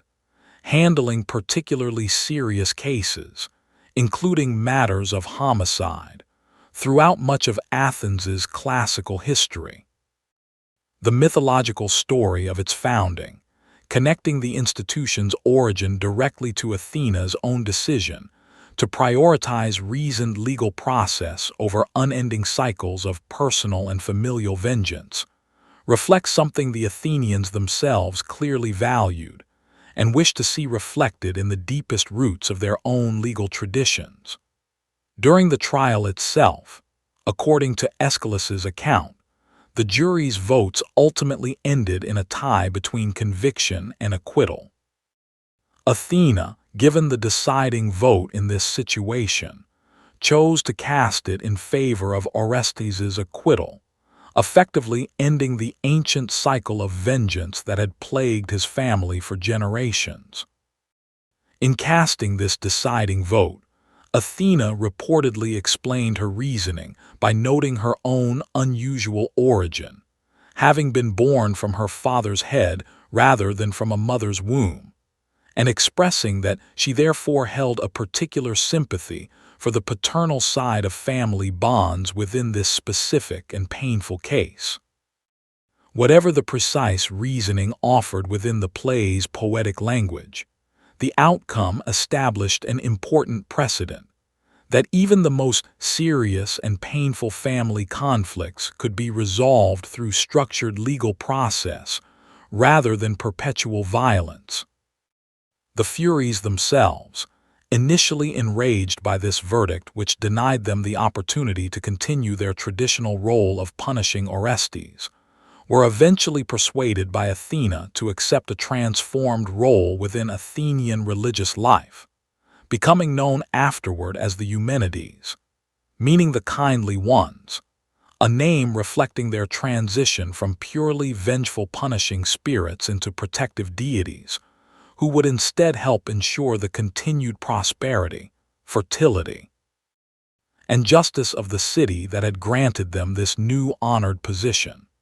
This transformation, too, carries clear symbolic weight, an ancient and frightening force associated with unending vengeance becoming instead a protective guardian of civic order and fairness. Guided toward this transformation through Athena's characteristic wisdom and diplomatic skill, rather than through any form of direct confrontation or force. This entire story, dramatized for Athenian audiences during a period of significant political change and legal reform within the city itself, reflects broader values that Athenian society, at least in its own idealized self-understanding, wished to associate with Athena and with their own civic institutions. Justice achieved through reasoned deliberation rather than endless retaliation. Ancient and frightening forces transformed into protective ones through wisdom rather than destroyed through force. a goddess willing to create formal, lasting institutions rather than simply handing down individual judgments whenever a difficult case happened to arise. Having spent time now with Athena's connection to law and civic order, let's turn our attention toward another essential and highly practical domain of ancient Greek life, where her influence was deeply and constantly felt: the workshops of skilled craftsmen throughout the city, and the ships that carried Greek goods, soldiers, and travelers across the wide waters of the Mediterranean and Aegean seas.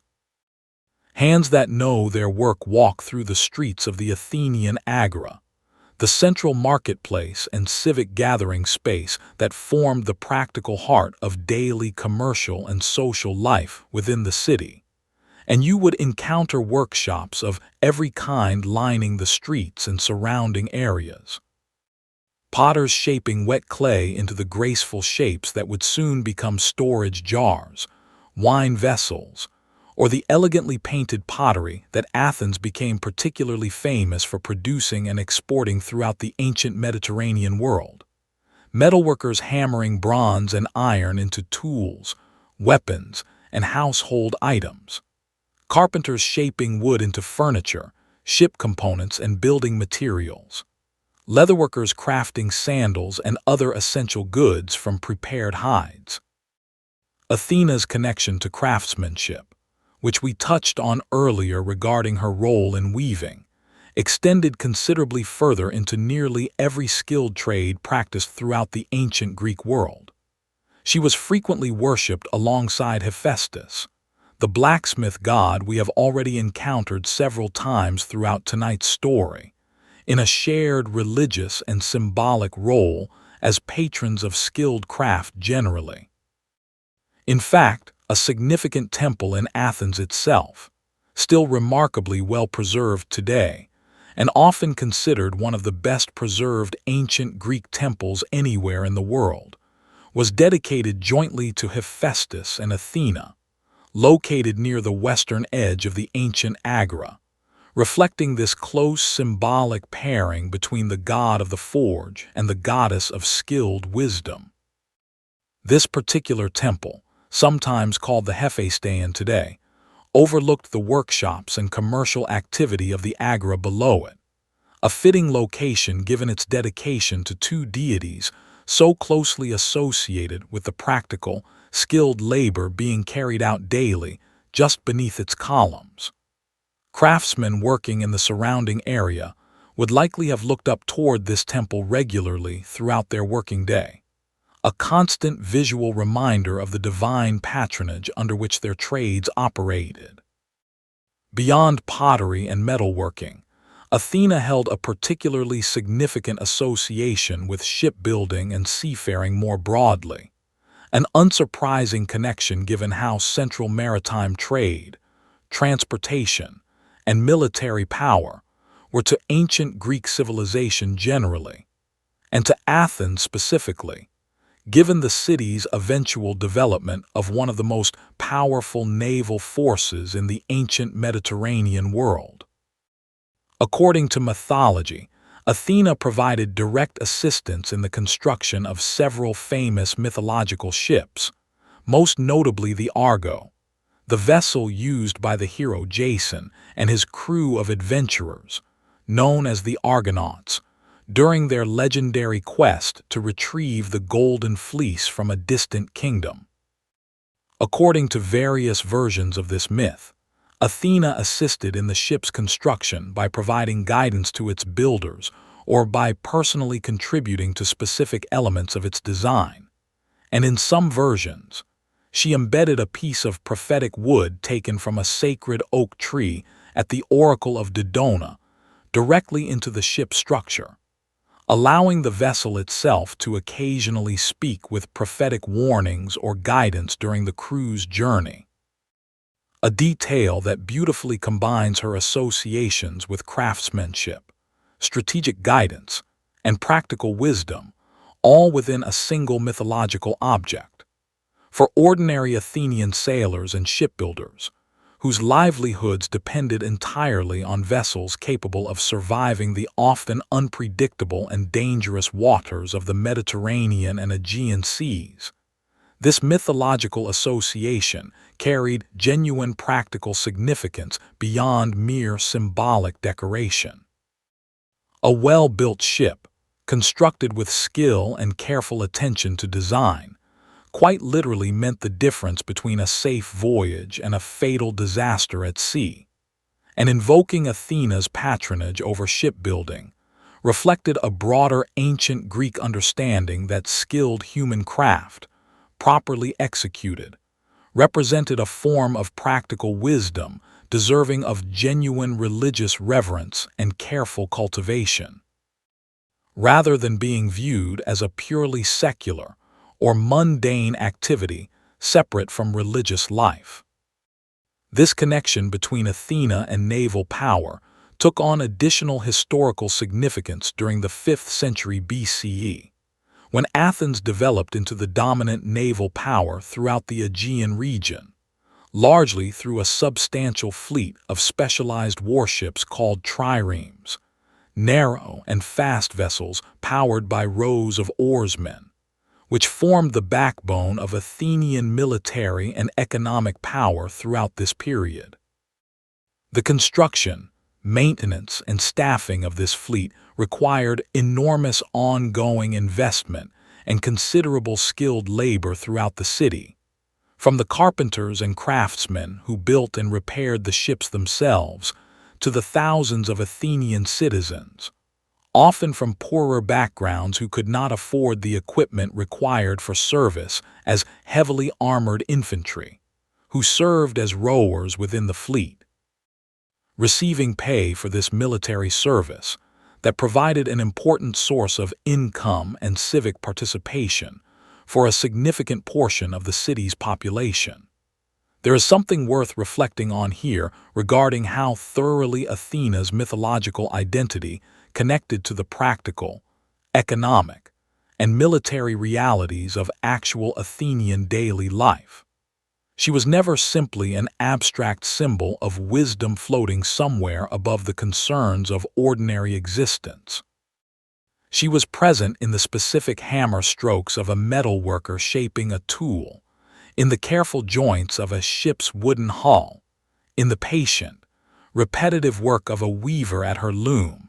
and in the disciplined formations of soldiers and the coordinated efforts of a warship's rowing crew working in unified rhythm. This thorough integration between mythological belief and practical daily activity represents one of the most distinctive and, in some ways, most relatable aspects of ancient Greek religious life more broadly, quite different from certain modern assumptions that religious devotion and practical daily labor exist in entirely separate categories of human experience. Now that we have spent considerable time exploring Athena's presence throughout the practical texture of ordinary Athenian life, let's shift our attention to consider how her worship and reputation extended well beyond the borders of Athens itself, and how her identity would eventually transform, adapt, and ultimately fade as the broader religious landscape of the ancient Mediterranean world underwent enormous changes across the centuries that followed the classical period we have focused on so far tonight. Beyond the city walls, although Athens remained forever the city most closely associated with Athena throughout the ancient world, her worship was never confined solely within its borders. Temples and shrines dedicated to her existed throughout mainland Greece, on numerous islands scattered across the Aegean Sea, and in Greek colonies established across the wider Mediterranean world, from southern Italy and Sicily to the coasts of North Africa and Asia Minor. Wherever Greek settlers established new communities, they typically carried their religious traditions with them, including devotion to whichever gods held particular significance for their specific city or region of origin. In the city of Sparta, Athens's frequent rival, and one of the most historically significant city-states in ancient Greece. Athena was worshipped under a specific local title, Athena Chalkioikos, meaning Athena of the Bronze House, referring to a particular temple within the city reportedly decorated with bronze plating, reflecting how individual Greek cities often developed their own specific local traditions and titles for the same broadly shared deity, adapting her worship to fit their own particular civic identity and historical circumstances, even while recognizing her as fundamentally the same goddess honored throughout the wider Greek world. Beyond Greece itself, Athena's identity eventually merged closely with an existing Roman goddess named Minerva, as the expanding Roman world increasingly absorbed and syncretized Greek religious traditions alongside their own, a common pattern throughout Roman religious history, in which Roman deities with broadly similar characteristics to specific Greek gods gradually became closely identified and eventually largely merged with their Greek counterparts throughout Roman art, literature, and religious practice. Minerva, like Athena, was associated with wisdom, strategic warfare, and skilled craftsmanship, and she became one of the most important deities within Roman religion, eventually included among the small group of gods honored within the Capitoline Triad, one of the most significant religious institutions within the city of Rome itself, worshipped alongside Jupiter and Juno at a major temple on Rome's Capitoline Hill. This process of religious adaptation and merging continued for many centuries, as Athena and Minerva's combined identity spread throughout the vast territory eventually controlled by the Roman Empire, reaching regions far beyond the original Greek and Roman heartlands, including parts of what is now Britain, France, Spain, North Africa, and the Middle East, wherever Roman political and cultural influence extended during the height of the empire's power. Alongside this geographic spread throughout the physical territory of the ancient world, Athena's association with wisdom took on a particularly significant role within the intellectual and philosophical culture that developed within Athens itself during the classical period, a connection worth pausing on before we move toward the eventual decline of her ancient worship. Athens became, during the 5th and 4th centuries BCE, one of the most significant centers of philosophical thought in the entire ancient world, home to figures including Socrates, Plato, and Aristotle, whose ideas would go on to shape Western intellectual traditions for well over 2,000 years afterward. While these philosophers were not primarily engaged in traditional religious worship of Athena, in the way an ordinary Athenian citizen praying at her temple might have been, several ancient sources and later commentators drew explicit connections between Athens's reputation as a center of rational inquiry and philosophical wisdom and the character of its patron goddess. Treating this intellectual flourishing as a natural extension or fulfillment of the particular divine character under which the city had developed since its earliest mythological founding. Whether this connection reflects genuine historical influence or simply a satisfying narrative connection drawn after the fact by later writers eager to find meaningful patterns within their own history, it remains a striking coincidence, or perhaps not entirely a coincidence, that the city most closely associated with a goddess of wisdom throughout Greek mythology also became the city most closely associated with the systematic pursuit of wisdom through philosophical inquiry within actual historical intellectual tradition. There is one more architectural detail worth mentioning before we continue: a smaller temple standing near the entrance to the Acropolis, dedicated specifically to Athenian, meaning Athena of victory, a somewhat separate aspect of her broader identity, emphasizing her role in securing military and civic triumph specifically. This smaller but exquisitely designed temple, built during roughly the same building program that produced the Parthenon, reflects yet another distinct facet of how the Athenians understood and worshipped different specific aspects of their patron goddess's broader character, treating her not as a single simple figure,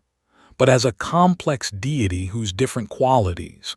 wisdom, craft, civic protection, and military victory, could each receive their own specific dedicated attention and worship, depending on a worshipper's particular needs or concerns at any given time.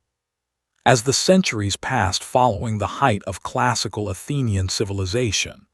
the broader religious landscape of the Mediterranean world gradually began to shift in ways that would eventually bring an end to many centuries of continuous worship dedicated to Athena and the rest of the traditional Greek and Roman pantheon.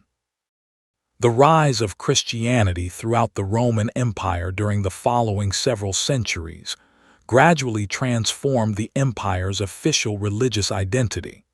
a process that unfolded slowly and unevenly across different regions and periods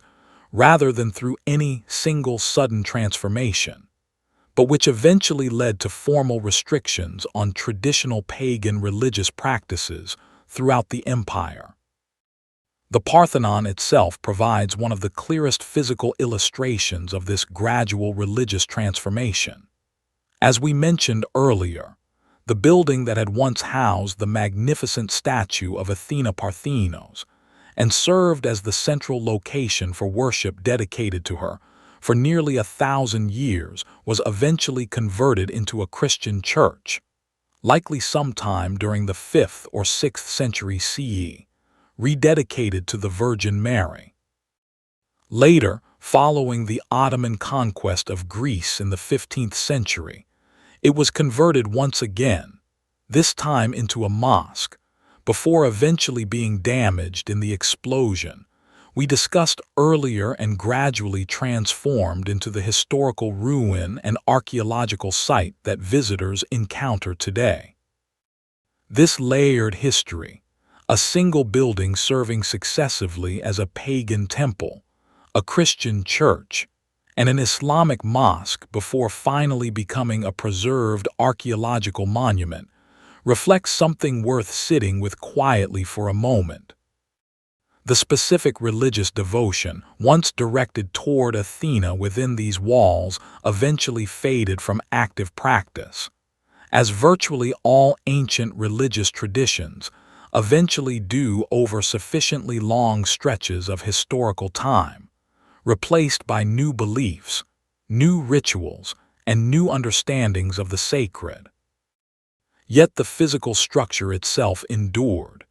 continuing to serve as a place of meaning and reverence for entirely different religious traditions across the many centuries that followed,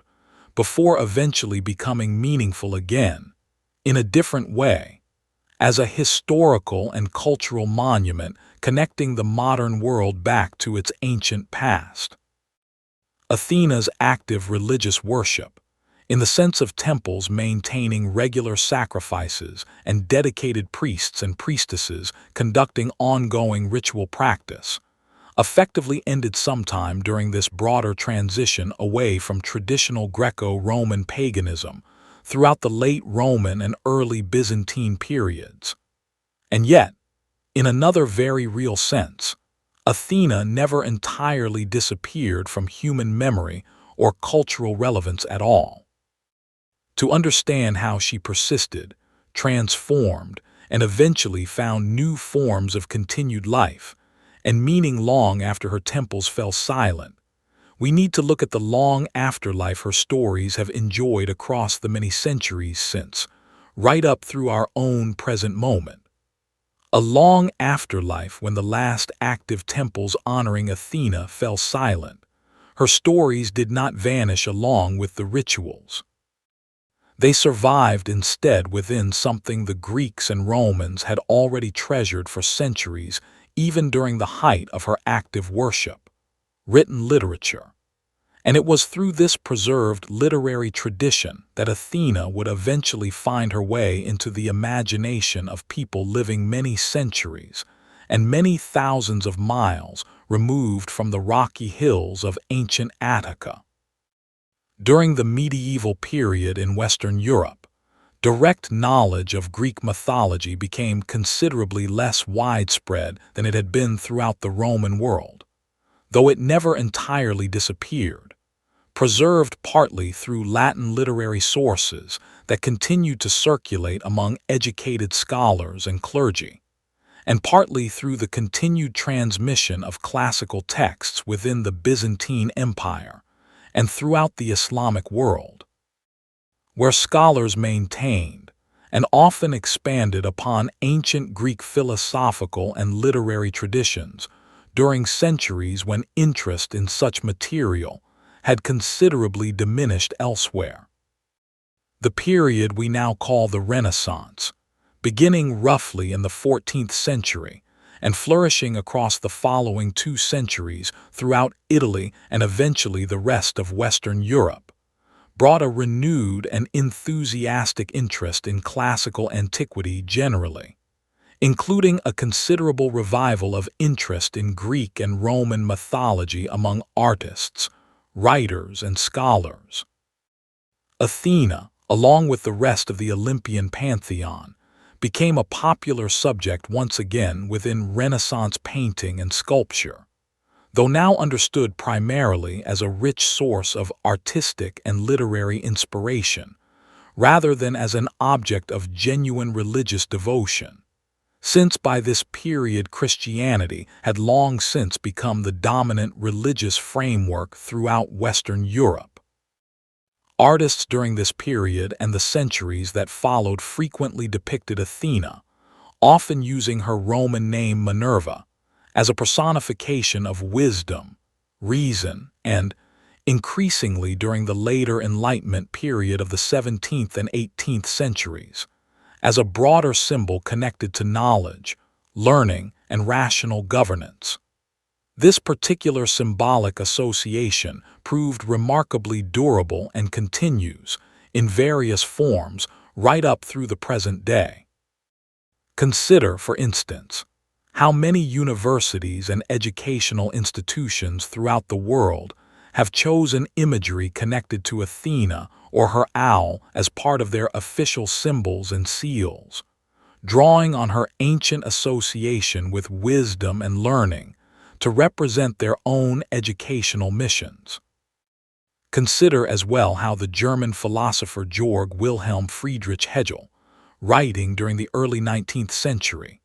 famously used the image of Athena's owl within one of his most well-known philosophical observations, remarking that the owl of Minerva spreads its wings only with the falling of dusk, meaning roughly that genuine philosophical understanding of a historical period or set of events tends to emerge only after that period has already run its course. A striking use of ancient mythological imagery to express a distinctly modern philosophical idea, more than 2,000 years after Athena's owl first began appearing on Athenian coins.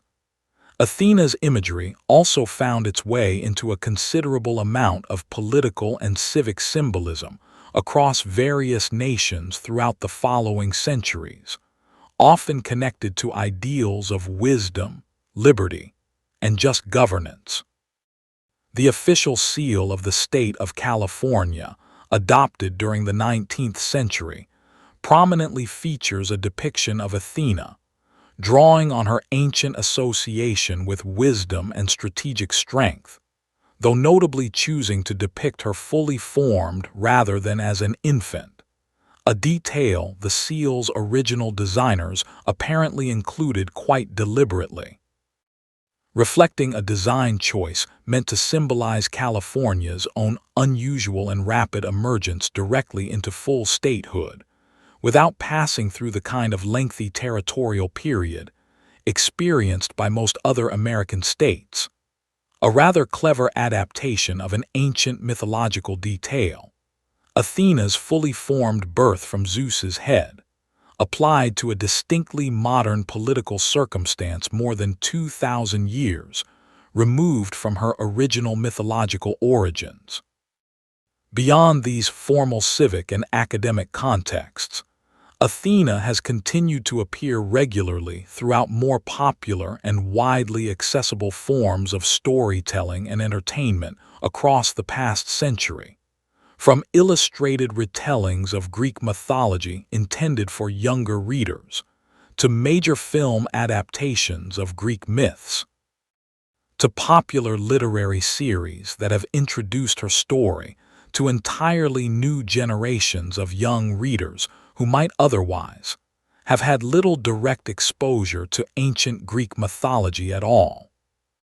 Video games, animated films, and popular fiction across recent decades have frequently drawn upon her established character,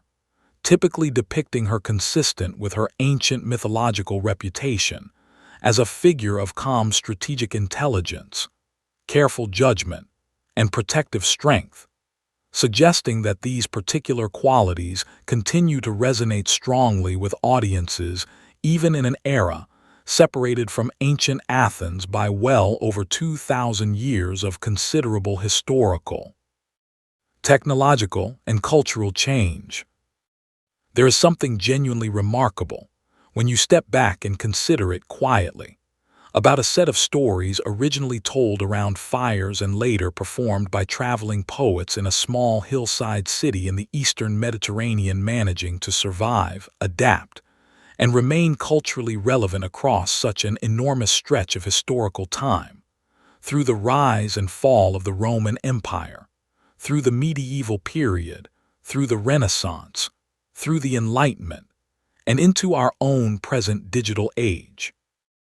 Athena's endurance across all of these vastly different historical periods and cultural contexts suggests that the particular qualities she represented within ancient Greek religious imagination, strategic intelligence over impulsive force, patient skilled craft over careless haste, and reasoned judgment over unrestrained emotion, continue to represent something genuinely valuable and recognizable to people living in circumstances that would otherwise be almost entirely unfamiliar to an ancient Athenian citizen. Having traced Athena's long journey from her mythological birth through her central role in Athenian civic and religious life, and then through her considerably longer afterlife within art, philosophy, and popular culture, across the many centuries following the end of her active worship, let's return once more, before we begin drawing our evening together to a close,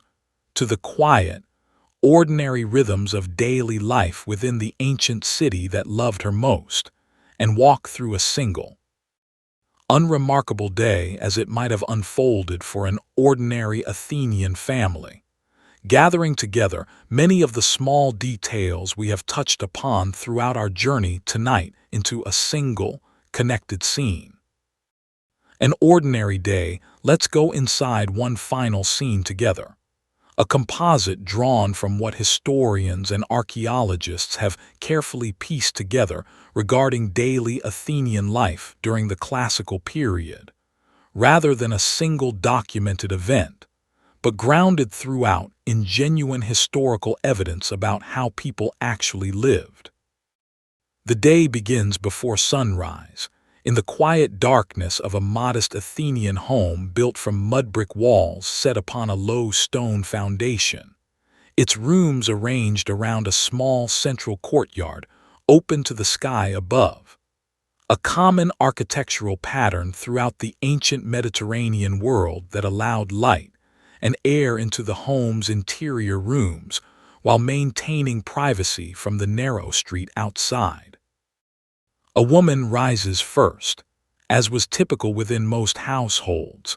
tending to the household's small hearth fire, which had likely been kept smoldering carefully overnight to avoid the more difficult task of starting a completely new fire each morning using flint or a fire drill.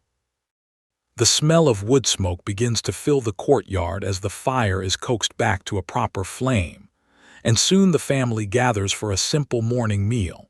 likely consisting of barley bread, perhaps some olives or cheese, and diluted wine, since wine mixed generously with water was the standard daily beverage throughout ancient Greek society, consumed by adults and in smaller and even more diluted amounts, sometimes by children as well. Given that the safety of local water supplies could not always be entirely trusted, as the sun rises fully over the surrounding hills, the household's activities begin to diverge according to age, gender, and social role. If there is a young son of citizen age approaching 7 or older, he departs for his morning lessons, accompanied by the household's pedagogos as we discussed earlier, walking through streets that are already beginning to fill with the sounds and activity of a city waking fully into its day, vendors calling out from small shops, the rhythmic sound of a nearby smithy's hammer already at work, and perhaps, somewhere in the near distance, the returning call of an owl only now settling down to rest after its own nocturnal activity, unseen, but occasionally heard by anyone attentive enough to notice. The head of the household, if a citizen with sufficient means and standing, might make his way toward the agora, the central marketplace and civic gathering space we discussed earlier, both to conduct whatever personal business or trade required his attention that day, and potentially to participate in the ongoing civic and political discussions that regularly took place throughout this open public space, since Athenian democracy depended heavily on precisely this kind of regular, informal civic engagement and discussion among citizens, as much as it depended on the more formal proceedings of the citizen assembly itself. Along the way, he might pass beneath the shadow of the temple to Hephaestus and Athena, overlooking the agora that we discussed earlier, a familiar landmark rather than a place requiring any particularly dramatic religious attention on an ordinary day, though he might still offer a brief acknowledgement or quiet prayer as he passed, a habit so ingrained through years of daily repetition that it likely required little conscious thought at all. Meanwhile, back within the home, the woman of the household, whether the wife, an unmarried daughter, or an enslaved servant depending on the household's specific composition and means, would typically spend a significant portion of the day engaged in textile production, seated at the household loom we discussed earlier, working steadily through the patient and repetitive process of weaving cloth needed for the family's ongoing clothing needs. This work would likely be interspersed with other domestic responsibilities, including food preparation for the household's main meal, typically eaten later in the day, management of household stores, and in households with young children not yet old enough for formal schooling, the ongoing supervision and care of those children throughout the day. If it happened to be market day, or if the household needed particular goods not otherwise available, someone from the household, often an enslaved worker if the family's means allowed for one, would travel to purchase what was needed among the crowded stalls of the agora, exchanging small silver coins, quite possibly bearing Athena's own owl on their reverse side, for whatever fresh produce, fish, pottery, or other goods the household required that day. The specific coins used, their weight and purity carefully regulated by Athenian authorities, specifically because the reliability of Athenian currency had become such an important economic asset throughout the wider Greek trading world, represent one more small but genuinely tangible way that Athena's presence touched even the most mundane transactions of daily Athenian commerce. As the day progressed toward its warmest hours, activity throughout the city would typically slow somewhat, particularly during the height of summer, when the Mediterranean sun could make sustained outdoor physical labor considerably more difficult, before picking back up again during the cooler hours of late afternoon. Children returning from their lessons might have some time for play or rest before the household gathered again for its main meal, typically eaten in the late afternoon or early evening, consisting of whatever combination of bread, vegetables, olive oil, cheese, and occasionally fish or meat the household's means allowed, since meat in particular remained a relatively infrequent addition to the ordinary diet for many households, more commonly consumed on special occasions or following religious sacrifices, during which a portion of the sacrificed animal was often distributed among participants for consumption. As evening approached and the light began to fade, oil lamps would be lit throughout the home, their flames fueled by the same olive oil produced from trees descended, according to the enduring belief of many Athenians we discussed earlier, from Athena's own original gift to the city so many centuries before. The soft, flickering light these lamps provided, considerably dimmer than most modern artificial lighting, shaped the rhythm of evening activity considerably, encouraging relatively early rest compared to modern patterns of nighttime activity, since sustained close work such as detailed weaving or reading by lamplight alone, while certainly possible and commonly practiced, remained noticeably more difficult and strain-inducing than similar work conducted during full daylight hours. Before finally settling down to sleep, it would not have been unusual for a brief, quiet prayer or small offering to be made at whatever small household shrine the family maintained, a simple wish for continued protection and prosperity, directed toward whichever household gods the family felt closest to, quite possibly including Athena herself, given her broad association with household craft, protection, and general well-being, alongside more specifically domestic deities such as Hestia, goddess of the hearth, who held her own particularly central and constant role within the intimate daily life of the ancient Greek household. And then, as the lamps were finally extinguished one by one, and the household settled into the darkness and relative quiet of the Athenian night, the same city that had bustled with commerce, argument, craft, and civic discussion throughout the daylight hours would grow gradually still, its narrow streets emptying, its temples standing silent and pale beneath the moonlight, the great statue of Athena atop the Acropolis, when the moon caught it correctly, reportedly visible as a glinting point of light from a considerable distance out at sea, according to at least one ancient description, a final quiet reminder to sailors approaching the coast after dark of exactly which city's protective goddess watched over the waters they were entering. This ordinary day, constructed from countless small pieces of genuine historical and archaeological evidence rather than any single documented account, gives us something valuable that grand myths and famous monuments alone cannot fully provide, a sense of how thoroughly and quietly Athena's presence was woven throughout the actual texture of daily Athenian existence, not merely as an occasional object of dramatic worship during major festivals, but as a constant, familiar,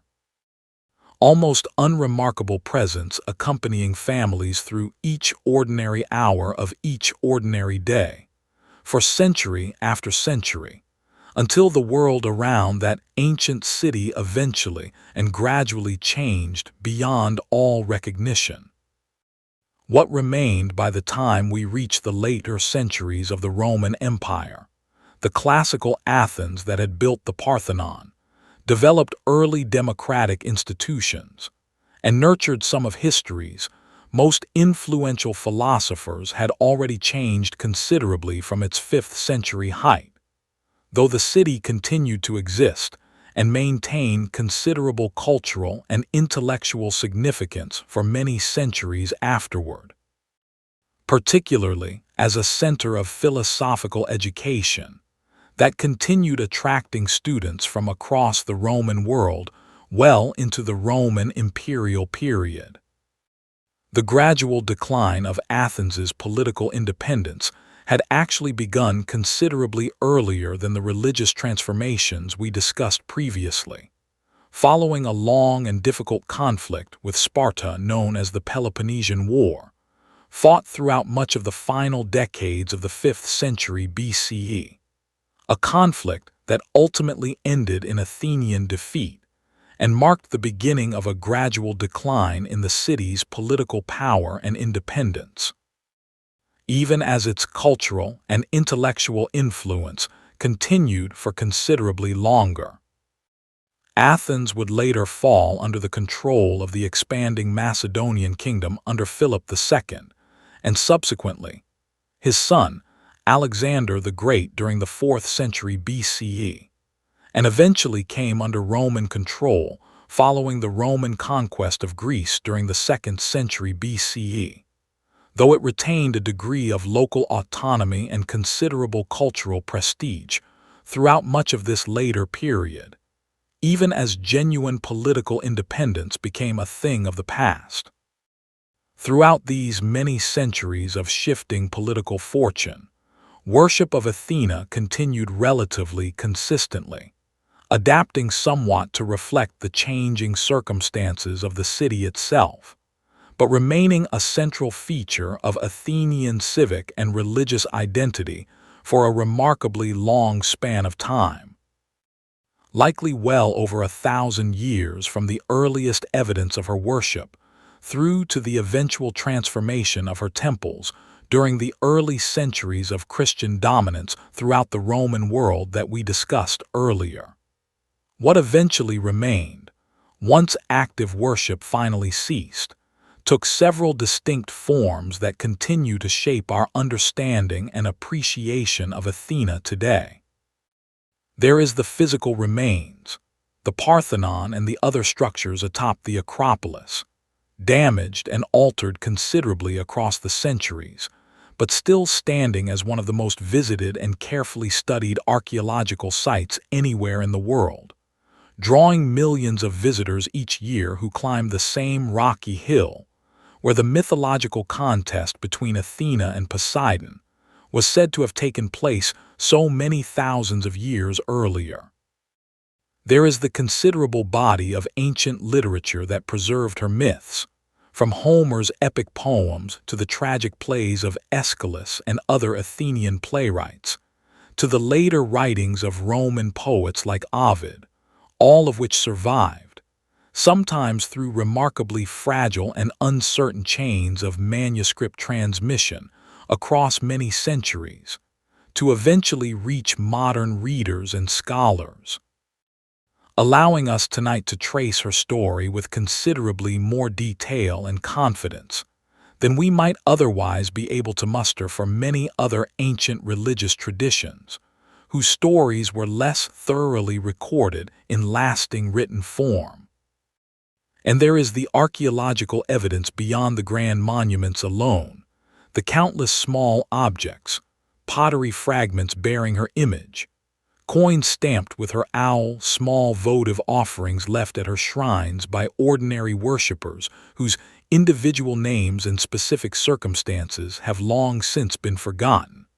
but whose simple, quiet acts of devotion toward this particular goddess have nonetheless left a small, tangible trace behind. Waiting patiently in museum collections and archaeological storage facilities around the world for historians and curious visitors alike to encounter and, in some small way, to remember. Modern archaeological and historical scholarship continues, even now, to refine and occasionally revise our understanding of exactly how Athena's worship developed, spread, and evolved across the many centuries and many regions where it was practiced. New archaeological discoveries occasionally shed additional light on specific local variations in her worship, or on the precise chronology of temple construction and religious practice within particular regions, reminding us that our understanding of even a figure as extensively documented as Athena remains an ongoing and evolving scholarly project, rather than a completely settled and finalized body of knowledge frozen permanently in place. What strikes me most, sitting with this entire long story tonight, is not simply the grandeur of the Parthenon or the drama of her more famous mythological appearances, remarkable as those certainly are. It is instead the sheer duration and consistency of her presence within ordinary human life, across such an enormous span of historical time, from a woman weaving cloth by an open window on an ordinary afternoon,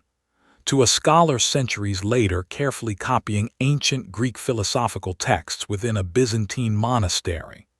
to a 19th-century politician selecting her image for an official government seal on the other side of the world, to, in a small and admittedly quite different way, the two of us sitting quietly together tonight, so many thousands of years removed from her original mythological birth, still finding something worth pausing over within her long and remarkably enduring story. A steady hand for struggling heroes before we begin drawing our evening together toward its quiet close. There is one more pattern within Athena's mythology worth spending some time with, because it appears so consistently across so many different individual stories that it tells us something important about how the ancient Greeks understood the particular kind of relationship a mortal hero might hope to develop with this especially thoughtful and selective goddess. Consider the hero Heracles, perhaps the single most famous strongman figure throughout all of Greek mythology, celebrated primarily for his extraordinary physical strength across his famous 12 labors and numerous other legendary adventures. Even Heracles, despite his renowned physical power, appears repeatedly throughout ancient sources, receiving direct assistance from Athena during several of his most difficult challenges. When Heracles needed to deal with the terrifying multi-headed serpent known as the Hydra, whose heads would regrow whenever severed unless the wound was properly cauterized, it was through clever strategy, arguably reflecting Athena's influence even in accounts where she does not appear directly within the scene, that Heracles and his nephew Iolaus eventually devised the successful method of burning each severed neck immediately to prevent regrowth, rather than relying on strength alone to overcome the creature. In several other episodes throughout his mythological labors, Athena appears directly to provide Heracles with specific practical assistance, including, according to certain versions of his story, helping him deal with the Stymphalian birds, a flock of dangerous creatures with metallic feathers, by providing him with a special pair of bronze noise-making instruments called crotala, originally crafted by Hephaestus, which allowed Heracles to startle the birds into flight so that he could then successfully strike them down, since the creatures had previously been sheltering too deeply within dense marshland foliage for a direct physical assault alone to succeed. Once again, we see Athena's characteristic pattern of assistance, not simply defeating an obstacle through overwhelming divine power on a hero's behalf,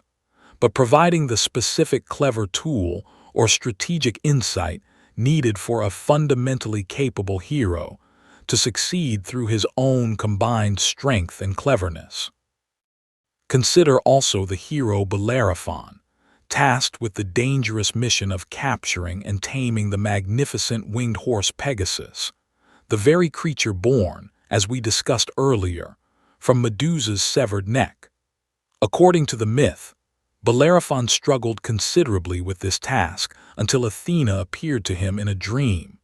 providing him with a golden bridle specifically designed to allow a mortal to successfully tame and ride the otherwise wild and untamable divine horse. Upon waking, Bellerophon discovered the bridle had somehow been left beside him in the waking world, and using it, he successfully approached and tamed Pegasus, going on to use the winged horse during several of his own subsequent heroic adventures, including his eventual successful battle against the fearsome fire-breathing chimera, a creature combining features of a lion, goat, and serpent. There is a considerably less flattering later chapter to Bellerophon's story worth briefly mentioning here as well,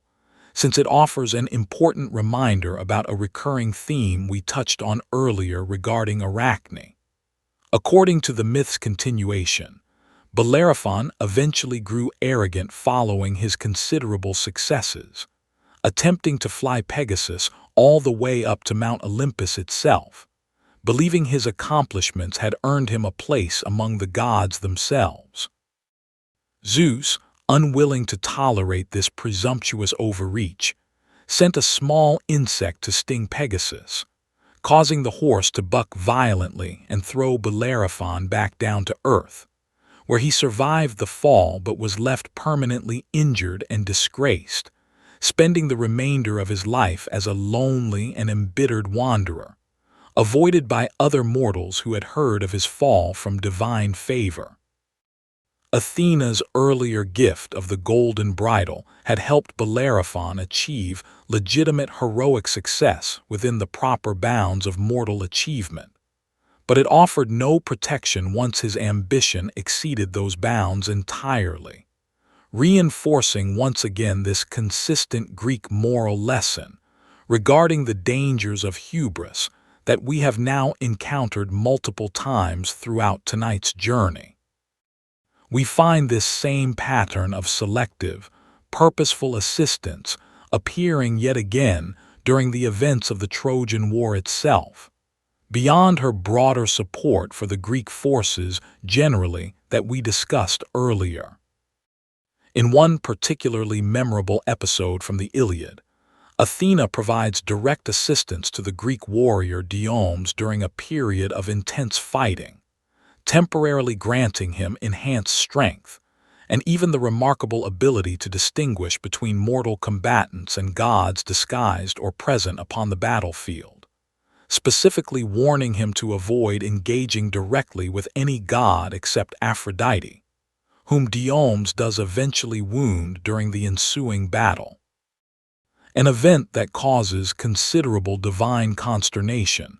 and reflects Athena's particular rivalry with Aphrodite dating back, as we discussed earlier, to the judgment of Paris that had helped ignite the entire war in the first place. What connects all of these individual stories, spanning what would have been understood within Greek mythological chronology as considerably different historical periods, from the era of Heracles and Bellerophon generally understood as preceding the Trojan War by a generation or more, through the war itself, and finally through Odysseus's subsequent journey home that we discussed at length earlier, is this remarkably consistent underlying pattern to Athena's particular style of divine assistance. She does not typically solve a hero's problems entirely on her own, removing any genuine test of the hero's own worth or capability. Instead, she consistently provides the specific missing piece, a strategic insight, a clever tool, a moment of crucial restraint or timely warning that allows a hero who already possesses genuine underlying courage, skill, or determination to succeed against an obstacle that would otherwise prove insurmountable through their own unaided efforts alone. This particular pattern reflects something meaningful about the underlying values embedded throughout Greek mythology more broadly, and about Athena's specific character within that larger tradition. True heroism within this framework was never understood as depending purely on raw physical strength or courage alone. It required intelligence, adaptability, and a willingness to accept guidance and assistance when genuinely needed, qualities that Athena, more than perhaps any other deity throughout the entire Greek pantheon, consistently rewarded and reinforced throughout the many individual stories connected to her particular sphere of divine influence. The battle before order earlier tonight, when we walked through the story of the great Panathenaic festival, we mentioned briefly that the sacred robe woven for Athena each cycle typically depicted scenes from an ancient cosmic conflict known as the Gigantomachy, the battle between the Olympian gods and a race of enormous and powerful beings called the Giants. This same subject appeared prominently within the sculptural decoration of the Parthenon itself, carved into a series of stone relief panels called metopes running along the building's upper exterior. And it is worth spending a little time with this particular myth now, since it offers one final important piece of the puzzle regarding how the ancient Greeks understood Athena's broader cosmic role, beyond her more localized civic relationship with the city of Athens specifically. According to Greek mythological tradition, the giants were born from Gaia, the primordial earth goddess we encountered briefly earlier during the story of Erichthonius, and their birth was connected to an act of violence within the very earliest generations of Greek cosmic history,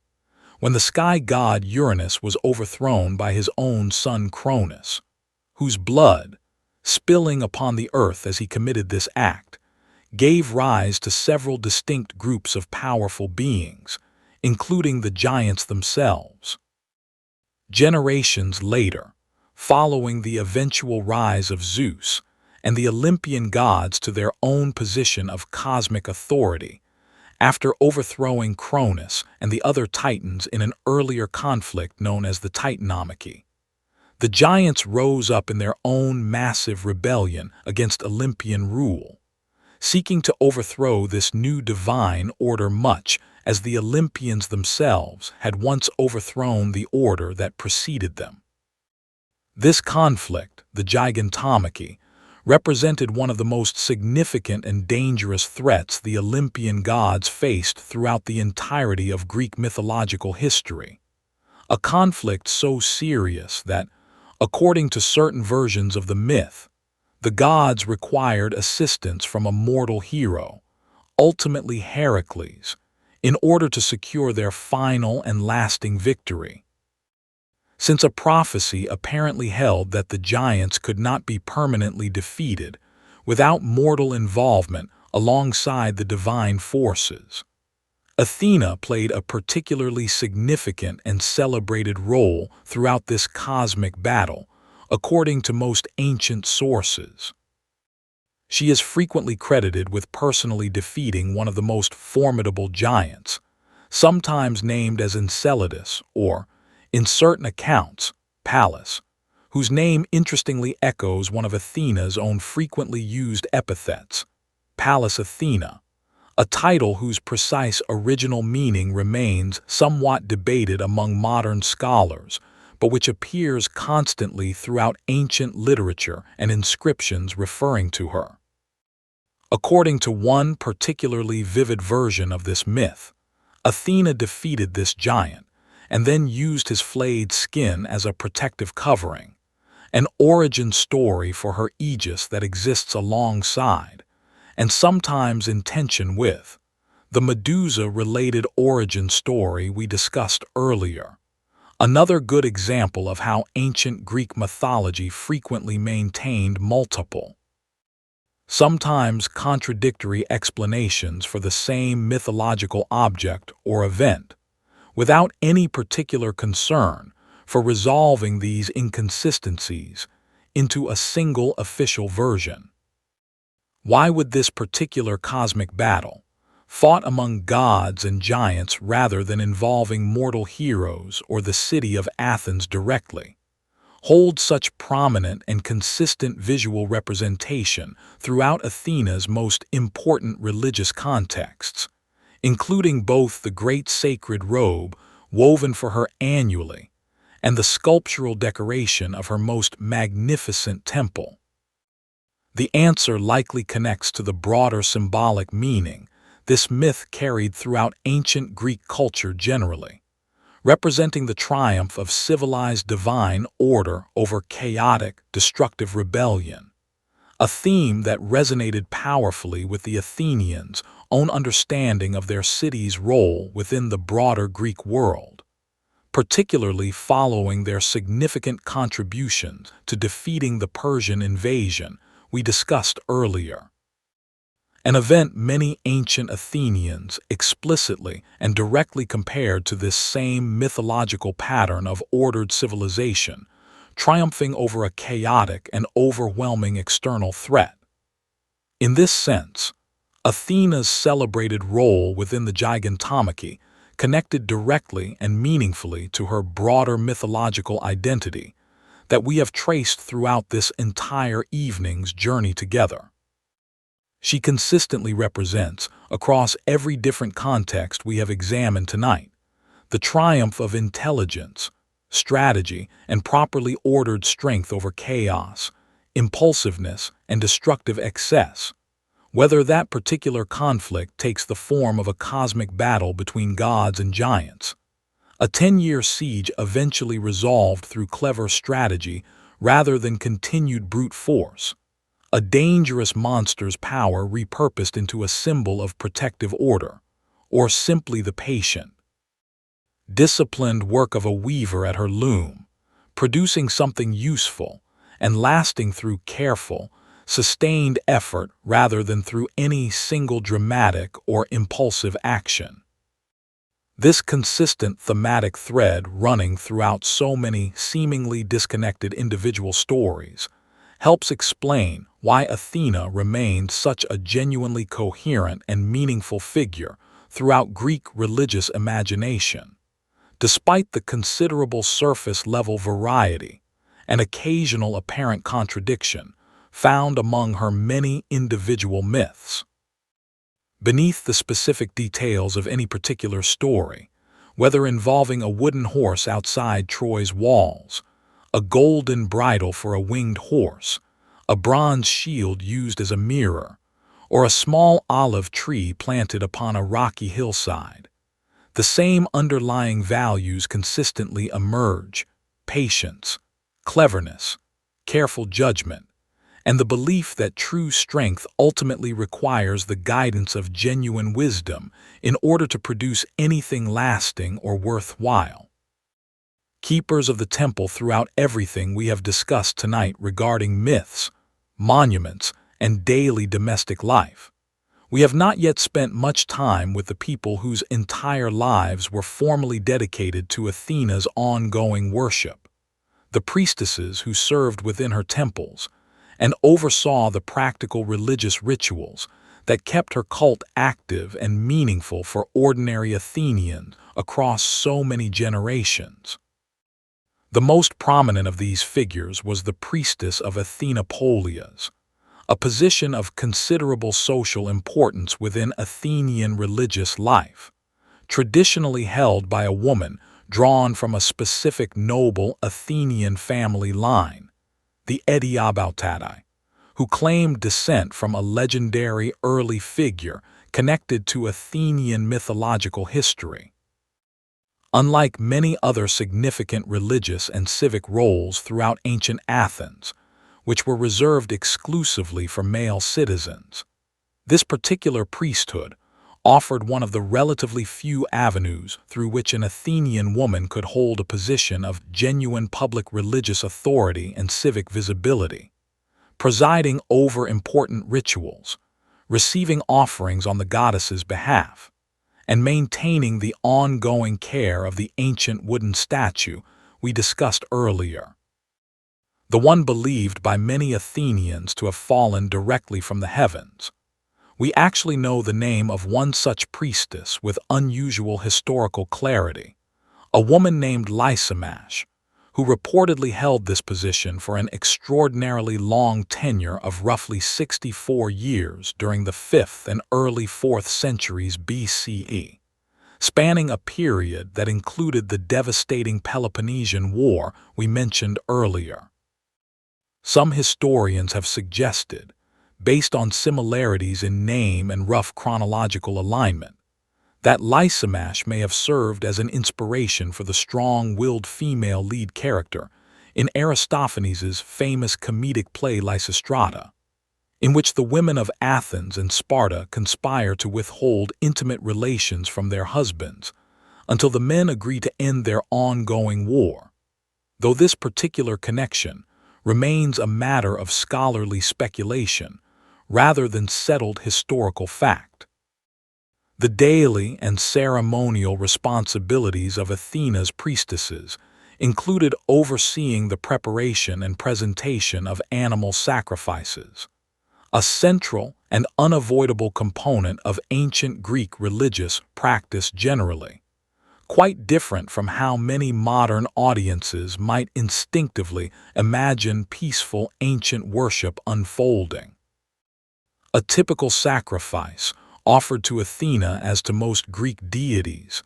involved the ritual killing of a domesticated animal, commonly a cow, goat, or sheep, depending on the occasion, and the means of whoever was making the offering, performed at an outdoor altar typically situated just outside the main temple building itself. Since the interior of a Greek temple was generally understood as the god's own dwelling place, rather than a space for public gathering and ritual activity in the way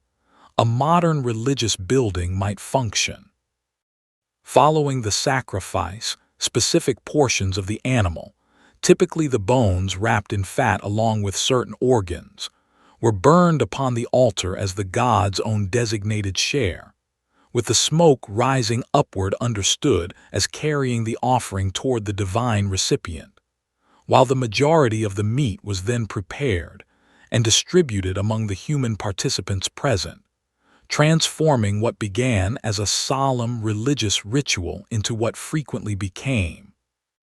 particularly during major festivals involving large numbers of sacrificed animals, a substantial communal meal and genuine source of celebration for the broader community, since regular consumption of meat, as we discussed earlier, remained relatively infrequent for many ordinary households outside of precisely these kinds of religious occasions. Beyond animal sacrifice, temple priestesses also oversaw the receipt and proper display of votive offerings brought by individual worshippers, ranging from modest terracotta figurines and small pottery vessels affordable to even the poorest visitors, up through considerably more elaborate and expensive dedications offered by wealthy citizens hoping to publicly demonstrate their piety and devotion, or fulfilling a specific vow made during a moment of personal crisis. Perhaps a difficult childbirth, a dangerous sea voyage, or a battle survived against considerable odds. Archaeological excavations across various sites connected to Athena's ancient worship have recovered thousands of these small votive objects over the years, each one representing an individual, otherwise unrecorded moment of personal hope, gratitude, or desperate request, directed toward the goddess by someone whose specific name and story have long since been lost to us, but whose simple act of leaving something behind still offers a small, genuinely moving point of connection across so many intervening centuries. Temples themselves also required considerable ongoing practical maintenance beyond their purely ceremonial functions, and priestesses, alongside other temple officials and attendants, oversaw this less glamorous but entirely necessary work as well. ensuring that sacred objects remained properly cleaned and cared for, that the eternal flame maintained within certain temples never accidentally extinguished,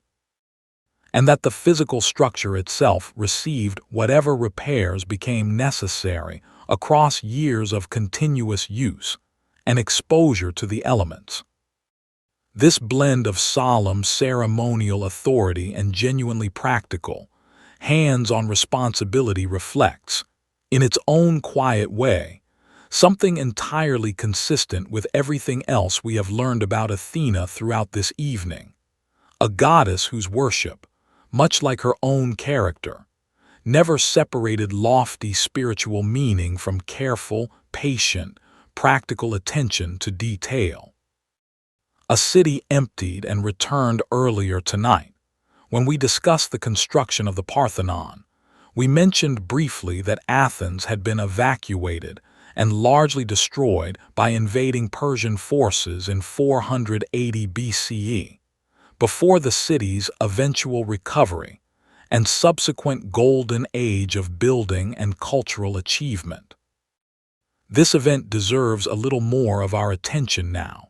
since it represents one of the most dramatic tests Athena's own city ever faced, and the way ordinary Athenians responded to this crisis tells us something important about the practical, lived reality behind all the myths and monuments we have spent tonight exploring. As the massive Persian invasion force under King Xerxes approached mainland Greece, Athenian leaders, including the prominent statesman and naval strategist Themistocles, faced an agonizing decision. Athens's own fortifications could not realistically withstand the overwhelming Persian army, and rather than face certain destruction while attempting a hopeless defense, the difficult choice was made to evacuate the city's population almost entirely, relocating citizens to the nearby island of Salamis and other safer locations along the Peloponnesian coast, while the Athenian fleet prepared to make its stand against the Persian navy at sea instead. Imagine, for a moment,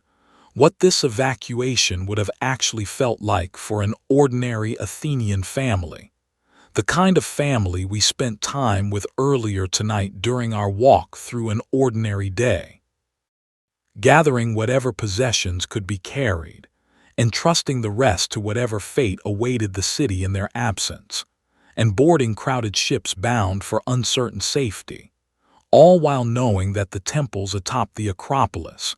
including whatever earlier structures existed there before the Parthenon's later construction, along with the ancient sacred olive tree and the venerable wooden statue of Athena housed within it, would likely fall into enemy hands and probably suffer destruction. According to several ancient accounts, a small number of Athenians, for various reasons including poverty, stubbornness, or genuine religious conviction that the goddess herself would somehow protect her sacred hill, refused to evacuate and attempted to defend the Acropolis directly using makeshift wooden barricades, a defense that ultimately failed when Persian forces found an alternate route up the supposedly unclimbable cliff face and overran the remaining defenders. The Persian occupation that followed was indeed devastating for the city's sacred sites, with temples burned and religious statues and offerings damaged or destroyed during the brief but destructive occupation. Yet the story did not end there. Shortly afterward, the combined Greek fleet achieved a decisive and historically pivotal victory over the much larger Persian navy at the Battle of Salamis, fought in the narrow straits between the mainland and the island, where many Athenian refugees had themselves taken shelter, close enough that some ancient accounts suggest evacuated Athenian citizens may have actually witnessed portions of this crucial battle unfolding from the island's shoreline. This naval victory, followed by additional Greek successes on land the following year, ultimately forced the remaining Persian forces to withdraw from Greece entirely, preserving Greek independence and setting the stage for Athens's subsequent rise to its own considerable regional power and cultural prominence over the following decades. When Athenian citizens finally returned to their city following this hard-won victory, they returned to genuine devastation, homes damaged or destroyed, sacred sites burned, and the difficult, sobering work of rebuilding an entire community from these considerable losses. It is within this context of hard-won survival and painful, necessary rebuilding that we should understand the later decision to construct the magnificent Parthenon and its surrounding structures during the following decades, not simply as an expression of wealth and confident ambition alone, though it was certainly that as well, but as a deliberate and deeply meaningful response to genuine collective trauma and loss, a decision to rebuild not merely adequately but magnificently, transforming a site of painful destruction into what would become one of the most celebrated architectural achievements in all of human history. The regrowth of the sacred olive tree that we discussed earlier, sprouting again from its burned trunk within a single day, according to Herodotus's account, takes on considerably deeper meaning when understood within this fuller historical context. It was not simply a pleasant coincidence or convenient religious symbol invented for its own sake.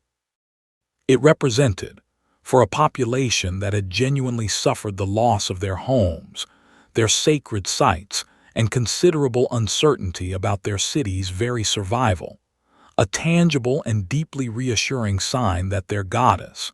and by extension their city itself, possessed the resilience necessary to recover from even the most severe and devastating setback.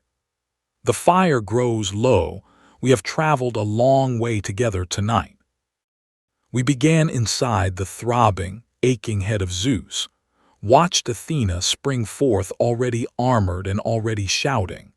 and from there we followed her down onto a rocky, sun-bleached hillside where she offered a small, unglamorous olive tree that would come to define an entire civilization's understanding of patience and lasting value. We sat with her strange, complicated relationship to warfare,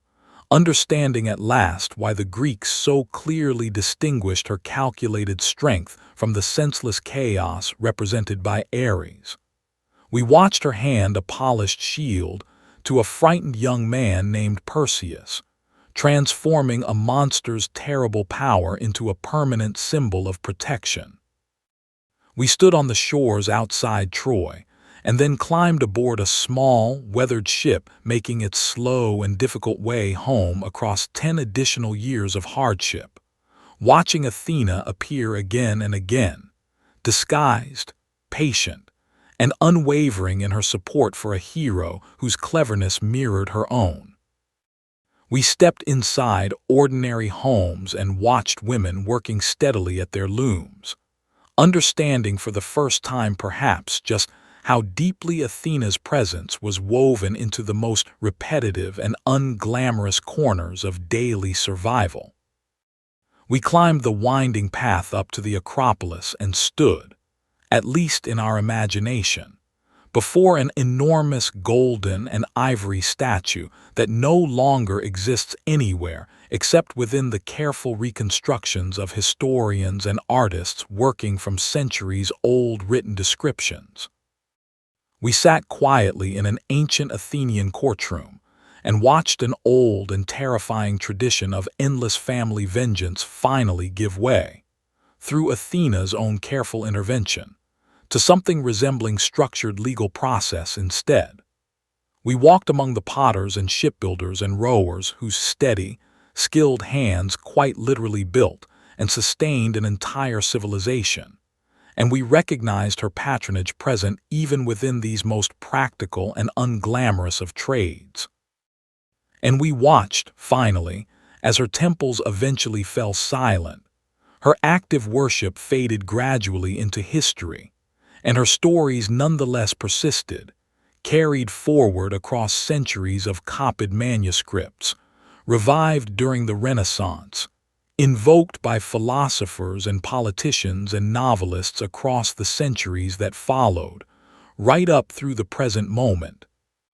where her name and her stories remain recognizable and meaningful to people living in circumstances she herself could never have imagined during whatever centuries her worship first began. If there is a single thread worth carrying with you as you finally drift off tonight, perhaps it is this. The people who lived within Athena's world, who wove her sacred robe, who prayed quietly before setting out on a difficult sea voyage, who climbed the Acropolis each year during the Panathenaic festival, were not simply telling themselves stories about a distant and abstract goddess disconnected from their actual daily concerns. They were expressing, through these stories and these rituals, something they had come to understand through their own hard-won and often difficult experience, that a life built on patience, careful skill, and thoughtful judgment tends, over time, to prove more lasting and more genuinely valuable than a life built purely on impulsive strength or unchecked ambition. This was never a lesson reserved only for kings, generals, or famous heroes, however prominently those figures might feature within the more dramatic myths we discussed earlier tonight. It was a lesson equally present, perhaps even more consistently present, within the quiet, patient hours of an ordinary woman working steadily at her loom, within the careful, practiced hands of a shipbuilder, ensuring every joint held firm before a vessel ever touched open water, within a farmer's patient decision to plant an olive tree whose fruit he might never personally live long enough to fully enjoy, trusting instead that the slow, steady investment would eventually benefit his children or his children's children long after he himself was gone. Picture, one final time before we close this evening's journey, the scene we began with so many hours ago now. That same woman climbing the narrow stone path toward Athena's temple in the quiet, cool hours before sunrise, her small clay lamp trembling slightly in the early morning air. Perhaps, by now, having spent this entire evening together learning her goddess's long and layered story, you understand a little more completely what she was actually carrying with her that morning, beyond the simple folded cloth in her hands. She was carrying an entire inherited tradition of patient craft, careful strategy, and quiet civic devotion, a tradition stretching back through countless earlier mornings just like this one, connecting her, whether she fully recognized it in that particular moment or not, to a much larger and much older story than her own single, ordinary life. The lamp in her hand eventually reached the temple. The offering was made. The sun continued its slow, steady climb above the hills, surrounding her small, ordinary, extraordinary city. And somewhere above her, carved in stone and covered in fading gold that would not survive many more centuries, the goddess she had climbed all this way to honor continued standing exactly as she always had, spear resting quietly at her side, her gaze fixed calmly outward across the rooftops of the city that had chosen her, so many generations before, above every other god who might have claimed it instead. The fire beside you tonight, wherever you happen to be listening from, has probably burned down low by now as well, if you were imagining one the way I invited you to at the very beginning of this journey. Perhaps your own eyes are growing heavy the same way that fire's flames are growing quiet and small. That is exactly as it should be. There is nothing more to accomplish tonight, no further lesson to absorb, no additional detail you need to hold on to before you finally allow yourself to rest. The story will still be here, patient, and unhurried, whenever you next want to return to it. Until the next journey, thank you for spending this long, quiet evening with me, walking together through Athena's entire remarkable story, from the sudden shock of her birth to the patient, centuries-long afterlife of her memory. I hope somewhere along the way, whether during the drama of the Trojan War, the quiet intimacy of an ordinary Athenian home, or the slow grandeur of the Parthenon rising above its ancient city, you found a moment or two that genuinely surprised you, some small detail about this ancient world you had never quite considered before tonight. If this kind of slow, immersive journey through history helps you unwind at the end of a long day, you are always welcome to subscribe and join for the next one, whenever you happen to find your way back here. There is no obligation in that invitation at all, simply an open door, left quietly ajar. Before you drift off completely, I would genuinely love to know a little about you and where you are listening from tonight. Maybe you are somewhere along the American coastline, the house finally quiet around you. Maybe you are much farther away, and morning light is already beginning to touch your window, while mine has long since faded into night. Whatever your particular corner of the world looks like right now,